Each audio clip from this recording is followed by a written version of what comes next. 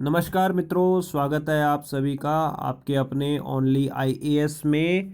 आज हम डिस्कस करने वाले हैं अपने क्लास 9th की सोशल साइंस की text book democratic politics part 1। ठीक है, चैप्टर का नाम है what is the democracy and why democracy. मतलब डेमोक्रेसी क्या होती है और डेमोक्रेसी हमारे लिए क्यों ज़रूरी है। चैप्टर नंबर है ये 1। ठीक है, चैप्टर शुरू करें उससे पहले आपके लिए खास अनाउंसमेंट है। अनाउंसमेंट ये, अगर आप यूपीएससी सिविल सर्विसेज की प्रिपरेशन कर रहे हैं, आप चाहते हैं कि आपके लिए कोई एक अच्छा मेंटर मिले जो आपको टाइम टू टाइम सपोर्ट आपको करता रहे, तो उसके लिए आ गया है आपका अपना ओनली आईएएस। यहाँ पे बहुत सारे कोर्सेज अवेलेबल हैं। जैसे अगर आपको यूपीएससी की कंप्लीट प्रिपरेशन करनी है तो आप comprehensive solution to UPSC CSU join कर सकते हैं। इसमें प्रीलिम्स, मेंस, इंटरव्यू सभी गाइडेंस मिलेगी। ठीक है, जीएस से रिलेटेड जो भी है। आप फिर कॉम्प्रिहेंसिव सॉल्यूशन टू प्रीलिम्स भी ज्वाइन कर सकते हैं, यानी कि सीएसपी भी ज्वाइन कर सकते हैं। आपका प्रीलिम्स बार बार क्लियर नहीं हो रहा है, आप चाहते हैं कि आपको कुछ एडिशनल सपोर्ट मिले, कुछ अच्छी क्वालिटी के मॉक टेस्ट आपको सॉल्व करने के लिए मिले, तो उसके लिए कॉम्प्रिहेंसिव सॉल्यूशन टू प्रीलिम्स यानी कि सीएसपी। आपको लगता है कि आपका मेंस का स्कोर अच्छा नहीं आ रहा है, आपको आंसर राइटिंग करने में प्रॉब्लम हो रही है, तो आप कॉम्प्रिहेंसिव सॉल्यूशन टू मेंस यानी कि सीएसएम भी ज्वाइन कर सकते हैं। ठीक है, ये सारे कोर्सेज हैं। आपको करना क्या है, आपको ओनली आईएएस की वेबसाइट पे जाना है, वह video.onlyis.in पे आपको जाना है। वहाँ पे सारे आपको कोर्सेज से रिलेटेड जो भी डिटेल्स हैं वो सारी की सारी डिटेल आपको मिल जाएंगी। इन कोर्सेज़ की जो खास बात जो है वो इनकी अफोर्डेबिलिटी है। प्राइस जो इनकी वो बहुत ही कम रखी गई है, इतनी अफोर्डेबल रखी गई है कि सभी लोग जो है इसको अफोर्ड कर सकते हैं। आप देश के किसी भी कोने में रहते हो, असम में रहते हो, अरुणाचल रहते हो, कश्मीर में हो, गुजरात में हो, आपको बस एक मोबाइल फ़ोन और एक इंटरनेट चाहिए। दो चीज़ें अगर आपके पास है तो आपकी तैयारी आप समझिए बहुत आसानी से हो जाएगी। ठीक है, ये दोनों चीज़ें। तो आपके ऐसे दोस्त वगैरह जो अभी कॉलेज में पढ़ रहे हैं, जिनको 2021 2022 आगे जिनको एग्ज़ाम देना है, उनके लिए कोर्सेज बहुत इंपॉर्टेंट है। आपके कोई फ्रेंड है, आपके कोई रिलेटिव जानकार जो वर्किंग है, यानी कि जो काम कर रहे हैं, कहीं पे नौकरी कर रहे हैं, और जिनको फ्लेक्सिबिलिटी चाहिए स्टडी के लिए, तो उनके लिए भी कोर्सेज बहुत इंपॉर्टेंट है। आप उन सभी को रेफ़र कर सकते हैं और आप खुद भी इन कोर्सेज को रेफ़र कर सकते हैं। And if you have any doubt, you need to do only one thing, that you can send mail to info@onlyis.com। मतलब आपको कोई डाउट हो, कोई क्वेरी हो, इशू हो, तो आप info@onlyis.com पे अपना ईमेल सेंड कर दीजिए। आपको जो है जवाब मिलेगा, वो भी निश्चिंत और जल्दी से जल्दी आपको जवाब दिया जाएगा। आज का अपना चैप्टर हम लोग शुरू करते हैं। अपना चैप्टर का ओवरव्यू ले लेते हैं। चैप्टर में हमको देखना है कि व्हाट इज़ द डेमोक्रेसी, मतलब डेमोक्रेसी क्या है, लोकतंत्र क्या है। ठीक है, फिर हम देखेंगे कि फीचर्स ऑफ द डेमोक्रेसी, हमारे लोकतंत्र के कौन कौन से इंपॉर्टेंट फीचर्स हैं। उसके बाद हम देखेंगे कि कुछ लोग बोलते हैं कि डेमोक्रेसी ज़रूरी है, कुछ लोग बोलते हैं डेमोक्रेसी ख़राब है। तो आर्ग्यूमेंट हम देखेंगे डेमोक्रेसी के अगेंस्ट में भी और डेमोक्रेसी के फेवर में भी आर्ग्यूमेंट हम लोग देखेंगे। सबसे पहले हमको जो समझना जो ज़रूरी है वो है कि व्हाट इज़ द डेमोक्रेसी, मतलब ये डेमोक्रेसी चीज़ क्या होती है। ठीक है, तो democracy is a type of government, मतलब सरकार जो होती है उसका एक तरीका है, it's a way of government in which the rulers are elected by the people. यानी कि इनमें होता है कि जो रूलर्स हैं, यानी कि जो राज करने वाले हैं, जो जिनके हाथ में सत्ता है, उन लोगों को इलेक्शन कौन करती है, जनता, यानी कि आम आदमी ही जो है वो अपने लिए जो रूल्स बनाएंगे, लॉज बनाएंगे, अपने लिए सरकारों का जो है वो इलेक्शन करते हैं। ठीक है, तो इस डेफिनेशन से हमें क्या पता चल जाता है कि हम जो कुछ ऐसी कंट्रीज है जो डेमोक्रेसी है और कुछ ऐसी कंट्रीज हैं जो कि डेमोक्रेटिक नहीं है, इन दोनों में हम डिफरेंशिएट कर सकते हैं। तो हमारा कोर कंसेप्ट क्या हुआ कि गवर्नमेंट बनाने का एक तरीका है जिसमें कि रूलर्स यानी कि जो सत्ता बनाएंगे, जो भी हमारे लीडर्स होंगे, उनका इलेक्शन जो है वो जनता करती है। ठीक है, अब होता क्या है कि कई जगह पे कुछ कुछ ऐसी कंट्रीज है जहाँ पे आर्मी बहुत पावरफुल है। ठीक है, अब वहाँ की आर्मी ने क्या किया, जो भी इलेक्टेड लीडर्स थे उनका तख्ता पलट कर दिया, उनका कूप कर दिया, मिलिट्री कूप कर दिया, और वहाँ पे फिर आर्मी ने जो है वो अपनी सत्ता जो है बना ली। ठीक है, ऐसे ही हमारे केस में क्या हुआ, म्यांमार जो है, जो कि हमारा कंट्री है, हमारी पास वाली कंट्री है, नेबरहुड कंट्री है म्यांमार। तो म्यांमार में, म्यांमार का जो पुराना नाम है वो बर्मा है। ठीक है, तो बर्मा में क्या हुआ, आर्मी बहुत ज़्यादा पावरफुल थी, तो आर्मी ने ही जो है वो सिविलियन जो है वो ब्यूरोक्रेसी चलाना शुरू कर दिया, अपने ही ऑफिसर्स अपॉइंट करने शुरू कर दिए इस टाइप से। तो आर्मी वहाँ पे सबसे ज़्यादा पावरफुल हो गई। तो आर्मी को तो किसी ने इलेक्ट किया नहीं था वहाँ पे, तो म्यांमार में क्या हुआ कि डेमोक्रेसी नहीं हुई, ठीक है। अब आर्मी बहुत ज़्यादा पावरफुल है, तो आर्मी के जो जो ऑफिसर्स हैं, बड़े ऑफिसर्स हैं, वही लोग जो है वो डी फैक्टो जो है वो रूलर्स बन जाते हैं। कि मान लीजिए कि आर्मी के पास ही सारा कंट्रोल आ गया, तो वो खुद ही रूलर बन जाएंगे, और वहाँ की जो आम जनता है, जो सिटीजन है, जो कॉमन सिटीजन है, उसके पास में कोई भी अधिकार नहीं रहेगा कि कैसे सरकार चलानी है, कैसे गवर्नमेंट चलानी है, ठीक है, कैसे देश चलाना है। आम आदमी के पास कोई भी जो है वो पावर नहीं बचेगी, सारा पावर जो है वो आर्मी के पास चला जाएगा। ये सेम चीज़ क्या है वो मोनार्की में भी होती है। मोनार्की मतलब जहाँ राजा होता है, किंग होता है, हेरिडेटरी पोजीशंस जहाँ होती है, ठीक है। तो जहाँ पे राजा किंग यहाँ पे रहेंगे उसको मोनार्की बोलते हैं। फॉर एन एग्जाम्पल जैसे सऊदी अरेबिया है, तो सऊदी अरेबिया में क्या है कि वहाँ किंग होता है, किंग के बाद में प्रिंसेस होते हैं, ठीक है, प्रिंस मतलब राजकुमार ये सब, और वो डाउन द लाइन चले जाते हैं कि अभी कोई किंग है, उसका जो बेटा होगा, जो भी उसका रिलेटिव होगा, वो बाद में जाके प्रिंस बनेगा, फिर आगे फिर आगे। तो ऐसे ही क्या है कि जो जो मिडल वेस्ट के या जो वेस्टर्न कंट्रीज़ हैं, जो हमारी वेस्ट एशियन कंट्रीज़ हैं, उनमें चाहे कोई भी कंट्री हो, सऊदी अरेबिया हो, यूनाइटेड अरब अमीरात हो, कुवैत हो, बहरीन हो, ये सारी कंट्रियां जो है यहाँ पे किंगशिप चलती है, मतलब राजा का ही चलता है शासन। तो जो सत्ता जो है वो किंग के पास आती है, फिर प्रिंस के बाद आती है, ऐसे ही ये सारी चीज़ें, ठीक है। तो वहाँ पे भी कोई डेमोक्रेसी नहीं है, क्योंकि वहाँ पे कोई इलेक्शन तो होता नहीं, अभी राजा राज करेगा, फिर उसका बेटा राज करेगा, ऐसे ही। तो ये पिक्चर में जो है वो सऊदी अरेबिया के जो है वो प्रिंस है, प्रिंस मोहम्मद बिन सलमान, जिनका शॉर्ट फॉर्म में अपन बोलते हैं इनको प्रिंस MBS, यानी कि मोहम्मद बिन सलमान इनका नाम है, ठीक है। ये हो गया। अब जो हमने डेफिनेशन देखी कि ये एडिक्वेट नहीं है, हमने डेफिनेशन क्या देखी थी कि डेमोक्रेसी में जो होता है, जो रूलर्स जो होते हैं, जो राज करने वाले होते हैं, उनका इलेक्शन जो वो जनता करती है, ठीक है। लेकिन ये जो चीज़ें हैं वो उतनी ज़्यादा क्लियरिटी नहीं देती है डेफिनेशन हमें, ठीक है। अब मतलब हो सकता है कि ऐसा कोई कंट्री हो जहाँ पे रेगुलरली इलेक्शन होते हो, मतलब लोग वोट देने आए और उन्होंने वोट दिए, लेकिन वोट देने के बाद उनके वोट के साथ क्या हुआ कोई पता नहीं है। वोट देने आए और बाद में एक रूम में सारे के सारे वोट्स फाड़ दिए गए, यानी कि जो जो पर्चियां थी या मशीन में जो जो वोट थे सबको डिलीट कर दिया गया। तो अपेरेंटली देखने में तो लगेगा कि भाई सबको जो है वो वोट देने का अधिकार मिला है, तो हमें डेमोक्रेसी बोलना चाहिए, लेकिन ऐसा नहीं होगा, ठीक है। साथ में ही क्या होता है कि हर जो कंट्री होती है, कोई भी कंट्री हो, चाहे नॉर्थ कोरिया हो, अमेरिका हो, सब क्या बोलते हैं कि भाई हम तो डेमोक्रेसी है, हमारे यहाँ तो फ्रीडम है, हमारे यहाँ तो फुल फ्रीडम है, ये वो। जैसे क्या होता है कि हर आदमी जो ये बोलता है कि भाई मैं तो बहुत ट्रूथफुल हूँ, मैं तो बहुत सच्चा हूँ, मैं तो कभी झूठ नहीं बोलता हूँ, मैं तो कोई करप्शन नहीं करता हूँ, ये वो। वैसे ही क्या है कि हर कंट्री जो बोलती है कि भाई हम तो हमारे यहाँ तो फुल डेमोक्रेसी है, चाहे चाइना हो, चाहे नॉर्थ कोरिया में आप देखते होंगे कि वो वहाँ पे आता है नॉर्थ कोरिया का तानाशाह, जो वहाँ पे डिक्टेटर है किम जोंग उन, वो भी बोलते हैं कि वहाँ भी इलेक्शन होते हैं, वो बोलते हैं कि भाई अभी हम भी तो है वो, जो हमारे यहाँ पे भी जो है वो फुल डेमोक्रेसी है, ठीक है। तो आगे हम देखेंगे कि कैसे हम पता कर सकते हैं कि कोई कंट्री जो वाकई में डेमोक्रेसी है, या फिर वो ऐसे एक प्रिटेंड कर रही है, एक दिखावा कर रही है, एक ड्रामा कर रही है एक डेमोक्रेसी होने का, ठीक है।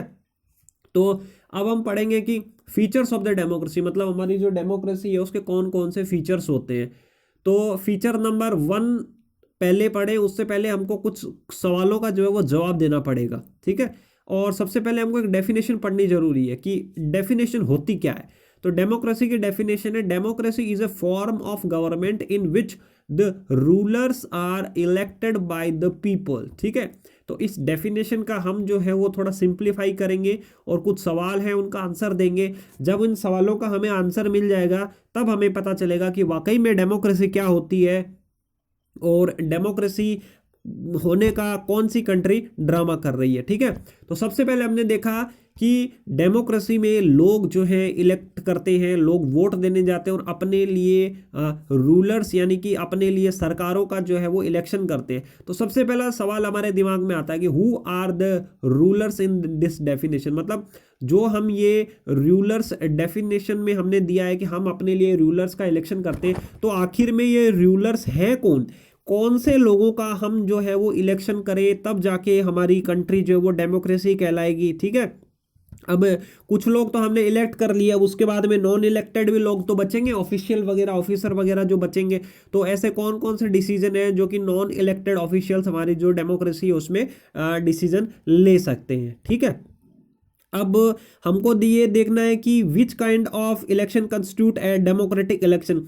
मतलब जैसे हमने बोला कि भाई डेमोक्रेसी वहाँ होगी जहाँ पे इलेक्शन होता है, तो मतलब किस टाइप का इलेक्शन होना चाहिए जिससे कि हमें पता चल सके कि भाई ये इलेक्शन जो है ये फुलफिल करता है जो डेफिनेशन है डेमोक्रेटिक इलेक्शन की। मतलब ऐसा कोई इलेक्शन हो जिसमें कि मान लीजिए कि रिच आदमी है उसको वोट देने का राइट हो, पुअर को राइट नहीं हो, तो क्या ऐसे इलेक्शन को हम डेमोक्रेटिक इलेक्शन बोलेंगे, ये टाइप से, ठीक है। फिर हमको देखना है कि who are the people who can elect. मतलब हमने बोला है कि लोग अपने लिए जो है वो सरकारों का जो है वो चयन करते हैं, अपने लिए रूलर्स का जो है वो इलेक्शन करते हैं, अपने लिए कौन उन पे रूल करेगा उसका जो है वो इलेक्शन करते हैं। तो अब ये लोग जो है वो इलेक्शन तो कर रहे हैं, लेकिन क्या इलेक्शन करने के लिए हर आदमी को बराबरी का दर्जा मिला है? क्या मान लीजिए कहीं पे ऐसा होता है कि सिर्फ मेल यानी कि आदमियों को, पुरुषों को जो है सिर्फ वोट देने अधिकार है और फीमेल्स को वोट देने का अधिकार नहीं है, तो क्या उस कंडीशन में भी हम बोल पाएंगे कि हमारे यहाँ पे जो है वो डेमोक्रेटिक इलेक्शन हो रहे हैं, ठीक है। फोर्थ है कि कौन सी सरकार बनाए जिसको हम डेमोक्रेसी बोल सकते हैं। हमने बोला कि हम अपने लिए सरकार का जो है वो इलेक्शन करते हैं, तो क्या हमने मान लीजिए कि इलेक्शन तो कर लिया, हमने अपने रूलर का हमने इलेक्शन कर लिया, तो क्या हमने उनके इलेक्शन होने के बाद में हमने उनको क्या फुल पावर दे दिया है कि भाई आपकी जो मर्जी हो, जो आप XYZ करना चाहो वो कर सकते हो, ठीक है। क्या फिर ऐसा भी होना चाहिए कि जिस सरकार का हमने इलेक्शन किया है उस सरकार पे कुछ लिमिट्स भी होनी चाहिए? क्या उस सरकार का की ये रेस्पॉन्सिबिलिटी है कि जो सिटीजन जो हैं, जो आम आदमी है, उसके जो राइट्स हैं उनका रिस्पेक्ट करे? ये सारे के सारे सवाल हमारे पास हैं। तो अब डेमोक्रेसी जो होती है, डेमोक्रेसी में सबसे जो बड़ी चीज होती है वो होती है कि major decisions are by the elected leaders. देश चलाने के लिए या अपना स्टेट चलाने के लिए, अपनी लोकल गवर्नमेंट चलाने के लिए हमें कुछ डिसीजंस लेने पड़ते हैं, उसके लिए हम अपने लिए लीडर्स चुनते हैं और उन लीडर्स के पास पावर होनी चाहिए कि बड़े बड़े जो भी इम्पोर्टेंट फैसले हैं उन पे लेने के लिए, जैसे कि कोई स्कीम अगर लॉन्च करनी है या फिर किसी कंट्री के साथ वॉर करना है या ये सारी चीज़ें, ठीक है। तो जो भी बड़े डिसीजंस हैं, जो भी मेजर डिसीजंस हैं, वो सारे हमारे जो है वो इलेक्टेड लीडर्स लेंगे, ठीक है। ये फीचर है एक डेमोक्रेसी का। अब हम एग्जांपल देखते हैं पाकिस्तान का। तो पाकिस्तान में क्या हुआ कि 1999 यानी कि 1999 में, उस समय वहाँ पे जनरल परवेज मुशर्रफ थे, ये आर्मी के वहाँ पे चीफ थे। इन्होंने 1999 में इन्होंने कूप कर दिया। कूप यानी कि मिलिट्री लाके इन्होंने जो वहां पे डेमोक्रेटिक गवर्नमेंट थी उसका तख्ता पलट इन्होंने कर दिया, ठीक है। इन्होंने वहां पे जो गवर्नमेंट थी उसको हटा दिया और फिर अपने आप को ही बोला कि मैं आज से चीफ एग्जीक्यूटिव हूँ, सारे काम जो है मैं ही करूंगा। 3 साल बाद यानी कि 2002 में इन्होंने एक रेफरेंडम करवाया। रेफरेंडम का मतलब होता है कि आम जनता से पूछना कि भाई आप क्या परवेज मुशर्रफ के जो टेन्योर है उनके काम करने के तरीके से खुश हैं, इस टाइप से। तो ये रेफरेंडम उन्होंने किया परवेज मुशर्रफ ने। इस रेफरेंडम में परवेज मुशर्रफ को जो है वो क्लियर कट मेजोरिटी मिली। इसका मतलब हुआ कि भाई जो रेफरेंडम का जो रिजल्ट आया था उससे पता चल रहा था कि भाई जनता जो है वो परवेज मुशर्रफ से बहुत खुश है। इसको देखते हुए परवेज मुशर्रफ ने अपने आप को 5 साल का एक्सटेंशन दे लिया कि भाई अब 2002 है, मैं यहाँ पे 2007 तक पाकिस्तान में जो है वो राज करूँगा। जो पाकिस्तानी जो मीडिया हैं वहाँ पे जो ह्यूमन राइट्स कमीशन वाले हैं, डेमोक्रेसी के एक्टिविस्ट वगैरह जो हैं, उन्होंने बोला कि भाई ये जो रेफरेंडम था, मतलब जो जनता से डायरेक्टली पूछा गया था कि भाई आप परवेज मुशर्रफ से के जो टेन्योर है, उनकी जो काम करने का तरीका है उससे खुश हैं। तो उन्होंने बोला कि ये जो रेफरेंडम करवाया गया था ये पूरा जो है वो फ्रॉड तरीके से था। अब 2002 में क्या किया कि परवेज मुशर्रफ ने पाकिस्तान का कॉन्स्टिट्यूशन अमेंड कर दिया। कॉन्स्टिट्यूशन अमेंड किया, फिर उसमें उन्होंने एक अपने आप के लिए पावर ले ली। उस पावर में ये था कि भाई प्रेसिडेंट जो है, मतलब अब प्रेसिडेंट परवेज मुशर्रफ बन गए थे।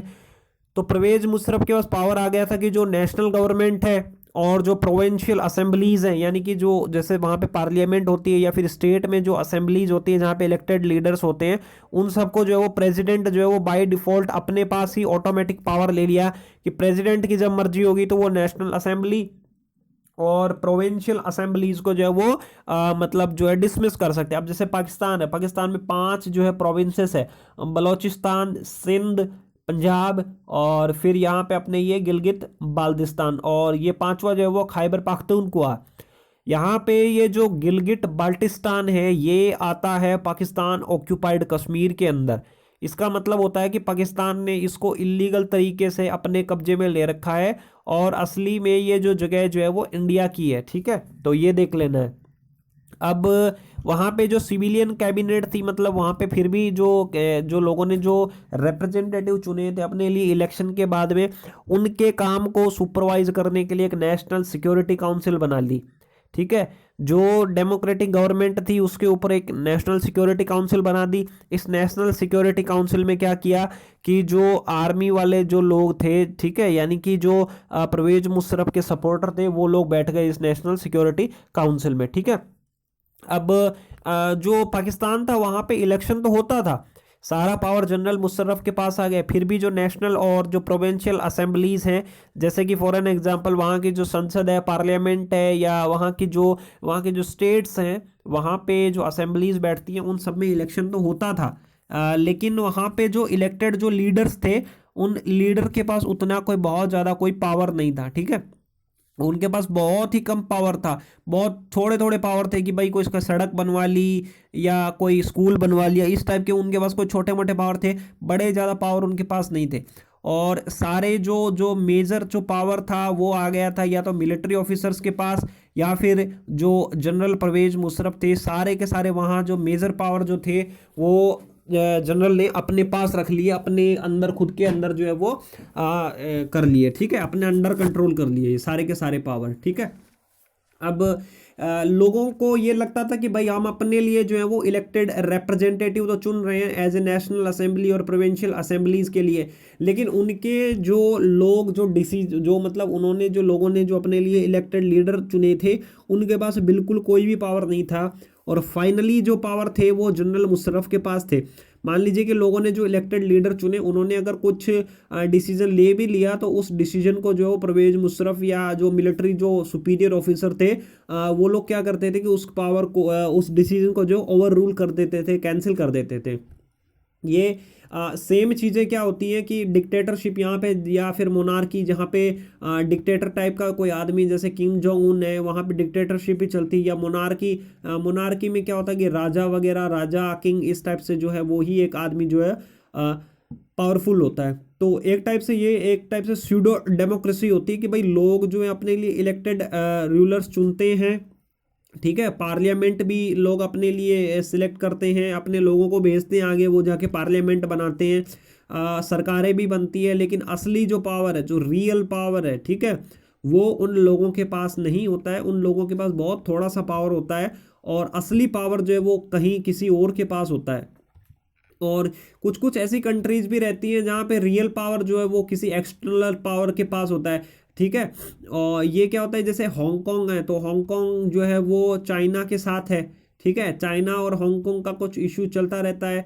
तो हांगकांग जो है एक टाइप से कॉलोनी थी ब्रिटिश की, यानी कि यूनाइटेड किंगडम ब्रिटेन की। 1997 में इन्होंने हांगकांग को रिलीज कर दिया था, लेकिन चाइना बोलता है कि हांगकांग जो है वो चाइना का ही एक पार्ट है। तो हांगकांग में अपने आप को हांगकांग जो है वो बोलता है कि डेमोक्रेसी है, बट हांगकांग में क्या है कि जो मेजर डिसीजन लेने का जो पावर है वो चाइनीज गवर्नमेंट के पास है। ठीक है, तो हमें अपना पहला जो है वो फीचर मिल गया है। हमारा पहला फीचर क्या है कि डेमोक्रेसी के अंदर जो फाइनल डिसीजन जो है उसको लेने का पावर उन लोगों के पास होता है जिनको आम जनता ने इलेक्ट किया है। ठीक है, जैसे फॉर एन एग्जांपल हमारे इंडिया में पार्लियामेंट है, हम अपने लिए मेंबर ऑफ पार्लियामेंट का इलेक्शन करते हैं, या स्टेट में हम अपने लिए मेंबर ऑफ लेजिस्लेटिव असेंबली का इलेक्शन करते हैं। ठीक है, तो जनता क्या करेगी, इन मेंबर ऑफ पार्लियामेंट को चुनेगी, ये मेंबर ऑफ पार्लियामेंट आगे जाके संसद बनाएंगे। In the same way state में जनता एमएलएज का इलेक्शन करेगी, एमएलएज आगे जाके स्टेट असेंबली को जो है वो बनाएंगे। ठीक है, तो डेमोक्रेसी में जो फाइनल पावर है, जो असली जो ताकत है डिसीजन लेने की, रूल बनाने की, कोई ठीक है लॉज बनाने की, ये रहेगी उन लोगों के पास जिनको जनता ने इलेक्ट किया है, मतलब इलेक्टेड लीडर्स के पास ये पावर रहेगी। दूसरा जो इम्पोर्टेंट एक फीचर है वो है हमारे पास है free and fair electoral competition. मतलब कोई डेमोक्रेसी हमें बताना है कि भाई ये डेमोक्रेसी है या नहीं है, तो हमें ये भी देखना होगा कि उस कंट्री में क्या इलेक्शन जो होते हैं वो फ्री होते हैं, और इलेक्शन जो होते हैं क्या वो फेयर मैनर में होते हैं, क्या सभी को इक्वली चांस मिलते हैं क्या। तो उसके लिए हम एक एग्जांपल देख लेते हैं। हम एग्जांपल लेते हैं चाइना का। ठीक है, अब ये चाइना जो कंट्री है, यहाँ पे क्या होता है कि हर 5वें साल में एक बार इलेक्शन होता ही होता है। ठीक है, यहाँ पे पार्लियामेंट के इलेक्शन होते हैं, इस पार्लियामेंट को बोलते हैं नेशनल पीपल्स कॉन्फ्रेंस। ठीक है, ये आप जो पिक्चर में देख पा रहे हैं ये यहाँ पे नेशनल पीपल्स कांग्रेस है। अब ये एनपीसी के पास क्या है कि पावर रहता है कि ये अपने लिए प्रेसिडेंट को इलेक्ट कर पाए। ठीक है, लिए अपने लिए प्रेसिडेंट जो है वो अपॉइंट कर सकते हैं। जैसे अभी चाइना का प्रेसिडेंट कौन है, शी जिनपिंग है। तो शी जिनपिंग को ये एनपीसी यानी कि नेशनल पीपल्स कांग्रेस ने जो है वो इलेक्ट अपॉइंट किया है। अब ये जो एनपीसी है, एनपीसी की मेंबरशिप जो है वो लगभग 3,000 है। और तो यहाँ पे 3,000 में क्या होगा कि चाइना के डिफरेंट डिफरेंट जो प्रोविंसेस है वहाँ से लोग आते हैं और वो आके इस एनपीसी में बैठते हैं। कुछ कुछ मेंबरशिप जो है वो उनको आर्मी भी जो है वो इलेक्ट करती है, मतलब आर्मी भी जो अपने रिप्रेजेंटेटिव है वो इस नेशनल पीपल्स कॉन्फ्रेंस में भेजती है। लेकिन ये जो 3,000 जो मेंबर आएंगे जो कि अपॉइंट होके आते हैं या इलेक्ट होके आते हैं प्रोविंसेस से, ये वही लोग हैं जिनको चाइनीज़ कम्युनिस्ट पार्टी जो है वो अप्रूव करती है। यानी कि अगर किसी को वहाँ पे इलेक्शन अगर कंटेस्ट करना है चाइना में, तो उसको अप्रूवल चाहिए चाइनीज़ कम्युनिस्ट पार्टी यानी कि सीसीपी। और आपको जानकर बहुत ही आश्चर्य होगा कि चाइना में सिर्फ एक ही मेजर पॉलिटिकल पार्टी है, कम्युनिस्ट पार्टी ऑफ चाइना, जिसको हम सीसीपी या CPC, communist party of China. ठीक है, एक तो ये सबसे बड़ी पार्टी और कुछ छोटी छोटी स्मॉलर पार्टीज है, 8 स्मॉलर पार्टीज हैं। किसी को भी अगर चाइना में इलेक्शन लड़ना है, मतलब नेशनल पीपल्स ऑफ जो कांग्रेस बनेगी उसमें 3,000 लोग आएंगे, किसी को भी इलेक्शन करना है तो यहाँ पे इनको जो है वो कम्युनिस्ट पार्टी से अप्रूवल लेना पड़ेगा। और ऊपर से एक बड़ी बात ये है कि चाइना में कुछ भी गवर्नमेंट आए, कोई भी गवर्नमेंट आए, वो गवर्नमेंट सिर्फ और सिर्फ कम्युनिस्ट पार्टी ऑफ चाइना की ही सरकार आएगी। अपने इंडिया जैसा नहीं है, कभी बीजेपी की सरकार आ गई, कभी कांग्रेस की सरकार आ गई, कभी किसी और पार्टी की सरकार आ गई, ऐसा बिल्कुल नहीं होगा। चाइना में सिर्फ और सिर्फ जो है वो कम्युनिस्ट पार्टी ऑफ चाइना की सरकार ही आएगी। ठीक है, ऐसे ही हम लोग जो है वो एक एग्जांपल लेते हैं, वो मैक्सिको का लेते हैं। तो ये हमारे यहाँ पे देख सकते हैं मैक्सिको, ये गल्फ ऑफ मैक्सिको हो गया, यूएसए के पास में है। इधर ये नॉर्थ पैसिफिक हो गया, ये सब चीज़ें। ठीक है, 1930 में मैक्सिको को है वो इंडिपेंडेंस मिली, आज़ादी मिली। उसके बाद से यहाँ पे हर 6 साल में, यानी कि हर 6 साल के गैप पे यहाँ पे इलेक्शन होते ही होते हैं। ठीक है, यहाँ पे कभी भी मिलिट्री या किसी डिक्टेटर का रूल नहीं रहा। लेकिन 2000 के बाद में, यानी कि 2000 जब था सरकार, 2000 जब एडी थी, तब तक क्या था कि एक पार्टी थी पीआरआई, यानी कि इंस्टीट्यूशनल रेवोल्यूशनरी पार्टी, पीआरआई। सिर्फ ये एक ही पार्टी थी वो इलेक्शन जीतती थी। ठीक है, मतलब ये 2000 तक, आज से 20 साल पहले तक। 1970 में, सॉरी 1930 में यहाँ पे इंडिपेंडेंस मिली। उस इंडिपेंडेंस के बाद में लगभग 70 सालों तक एक ही पार्टी की सरकार आती रही। उस पार्टी का नाम था पीआरआई। ठीक है, अपोजिशन पार्टी जो है वो भी इलेक्शन लड़ती थी, लेकिन वो कभी भी जीत नहीं पाती थी। अब ये पीआरआई जो पार्टी थी वो जीतने के लिए बहुत बहुत डर्टी ट्रिक्स का इस्तेमाल करती थी। ठीक है, मतलब जो भी एम्प्लॉयज़ थे गवर्नमेंट ऑफिसर्स में, जो भी काम करते थे, उन सबको बोला जाता था कि भाई आप जो है वो पीआरआई पार्टी की आज मीटिंग होने वाली है XYZ जगह पर, आप सबको जो है वो अटेंडेंस देनी है। ठीक है, मतलब वो फोर्स करते थे। और जो भी गवर्नमेंट स्कूल वगैरह थी वहाँ पे टीचर्स को जो है वो इंस्ट्रक्शन दिए जाते थे कि आप सभी पेरेंट्स को जो है वो बोलेंगे कि भाई आपको जो वोट करना है वो आपको सिर्फ एक पर्टिकुलर पार्टी यानी कि पीआरआई पार्टी के फेवर में ही आपको जो है वो वोट्स डालने हैं, ठीक है।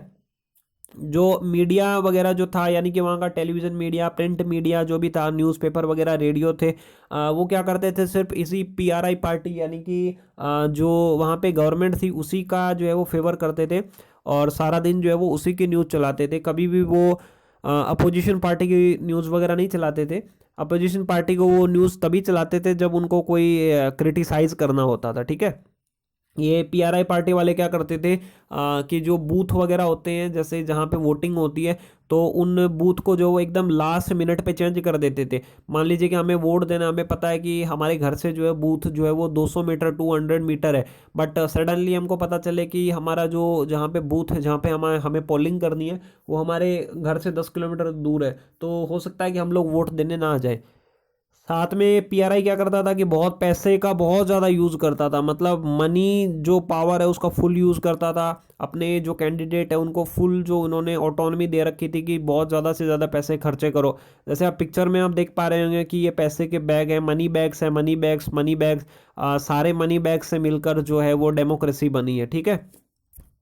तो ऐसे में क्या था कि पीआरआई ये जो पार्टी थी इसने सारे पावर अज्यूम कर लिए थे, मीडिया पे कंट्रोल था, ये गवर्नमेंट टीचर को जो है फोर्स वगैरह करते थे। तो इस ऐसे सिचुएशन में क्या था कि पूरा एकदम कंफर्म हो गया था कि भाई ये जो रूलिंग पार्टी है, पीआरआई पार्टी है, इसको किसी भी कंडीशन, किसी भी XYZ कंडीशन में आप इसको डिफीट नहीं कर सकते हैं। तो ऐसी सिचुएशन में क्या है, हम इसको जो है वो फेयर इलेक्शंस नहीं बोल सकते हैं, ठीक है। फेयर इलेक्शन, अब कहीं पे इलेक्शन होता है, उस इलेक्शन होना ही जो है वो सिर्फ सफिशिएंट नहीं होता है, लोगों के पास जो वो डिफरेंट चॉइसेस होनी चाहिए। मतलब कोई आदमी है वो अगर वोट देना चाहे तो उसको पता होना चाहिए मैं ए पार्टी को वोट दे सकता हूँ, मैं बी पार्टी को वोट दे सकता हूँ, मैं C D E किसी भी पार्टी को वोट दे सकता हूँ। बट चाइना में क्या होता है, चाइना में सिर्फ एक ही पार्टी है, CPC। तो जब कोई वोट देने जाएगा उसे पता है कि उसे एक ही आदमी है वोट देने के लिए, CPC, communist party of China, ठीक है। कई बार क्या होता है कि जो सरकारें हैं वो लोगों की बातों को नहीं सुनती है, लोग उससे बहुत जो है वो सेटिस्फाई नहीं रहते हैं। वो सोचते हैं कि इस बार जो है हम लोग जो है वो ये जो सरकार है उसको चेंज कर देंगे। लेकिन जब फेयर इलेक्शन नहीं होंगे तो कैसे आप सरकारों को चेंज कर पाएंगे, ठीक है। तो पीपल जो है अपनी जो चॉइस है उसको यूज ही नहीं कर पाएंगे, लोगों को पता है कि हमारे पास अल्टरनेटिव है ही नहीं। जैसे चाइना में है तो चाइना वाले जो सिटीजन है वो अगर CPC पार्टी की जो जो इनके जो तरीका है, काम करने का तरीका है, इनसे अगर ये खुश नहीं है तो ये किसी भी कंडीशन में इस सरकार को चेंज नहीं कर सकते हैं, क्योंकि कुछ भी हो सरकार तो सेम की सेम ही आनी है। तो हमें एक और फीचर मिल गया है डेमोक्रेसी का कि डेमोक्रेसी जो है वो फ्री और फेयर इलेक्शन होना चाहिए। और जहाँ पे जो करंट गवर्नमेंट है वो भी पॉसिबल है कि हार जाए और जो अपोजिशन पार्टी है वो हो सकता है जीत जाए। मतलब ये एक सिर्फ प्रोबेबिलिटी का गेम है। जैसे कि इंडिया में है कि मान लीजिए कि आज कोई पर्टिकुलर गवर्नमेंट है, तो जब भी नेक्स्ट इलेक्शन होगा तो हो सकता है वो गवर्नमेंट हार जाए, और आज जो अपोजिशन पार्टी है हो सकता है वो कल पार्टी जीत जाए। तो डेमोक्रेसी का फीचर है कि democracy must be based on the free and fair election. और जो करंटली जो पार्टी जो पावर में है उसको लूज करने के, उसके हारने के जो हैं कंप्लीट या फेयर चांसेस हैं, ठीक है। अब डेमोक्रेसी का एक और फीचर होता है 1 पर्सन 1 वोट एंड 1 वैल्यू।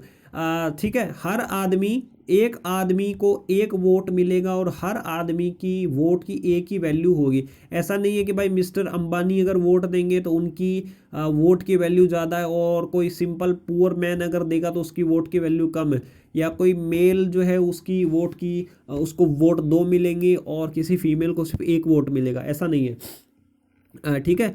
तो 2015 तक क्या था कि सऊदी अरेबिया में क्या होता था कि फीमेल जो है वहाँ पे उनको वोटिंग के राइट नहीं थे। जितने भी इस्लामिक कंट्रीज़ है, majority of the Islamic countries जो वीमेन है उनका स्टेटस इन्फीरियर माना जाता है।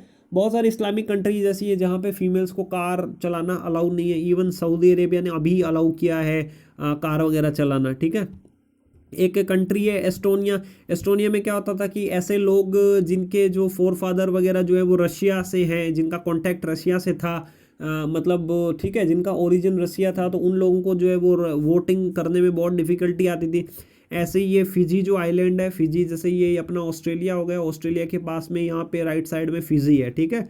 तो फिजी में क्या होता था कि जो इंडिजिनस फिजी है, यानी कि इस फिजी आइलैंड पे जो लोग ओरिजिनल यहाँ के इनहेबिटेंट थे, उनके वोट की वैल्यू ज़्यादा थी। और जो इंडियन फिजियन यानी कि इंडिया से जो लोग वहाँ पे जाके बस गए या फिर जो वहाँ पे जाके सेटल हो गए इंडिया के लोग या फिर इंडियन ओरिजिन के लोग, उनकी वोट की वैल्यू जो है कम है।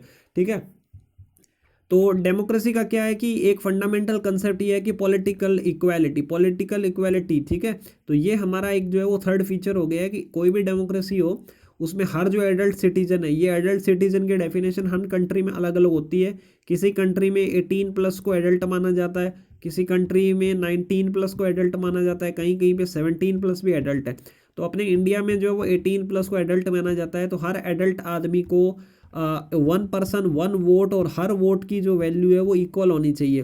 कोई कास्ट हो, रिलीजन हो, अमीर गरीब, ठीक है, कोई भी इकोनॉमिक स्टेटस, एजुकेशन स्टेटस, कुछ भी हो, बट हाँ 1 पर्सन 1 वोट एंड 1 वैल्यू। ठीक है, अब एक नेक्स्ट फीचर जो है वो है कि rule of law and respect for the right.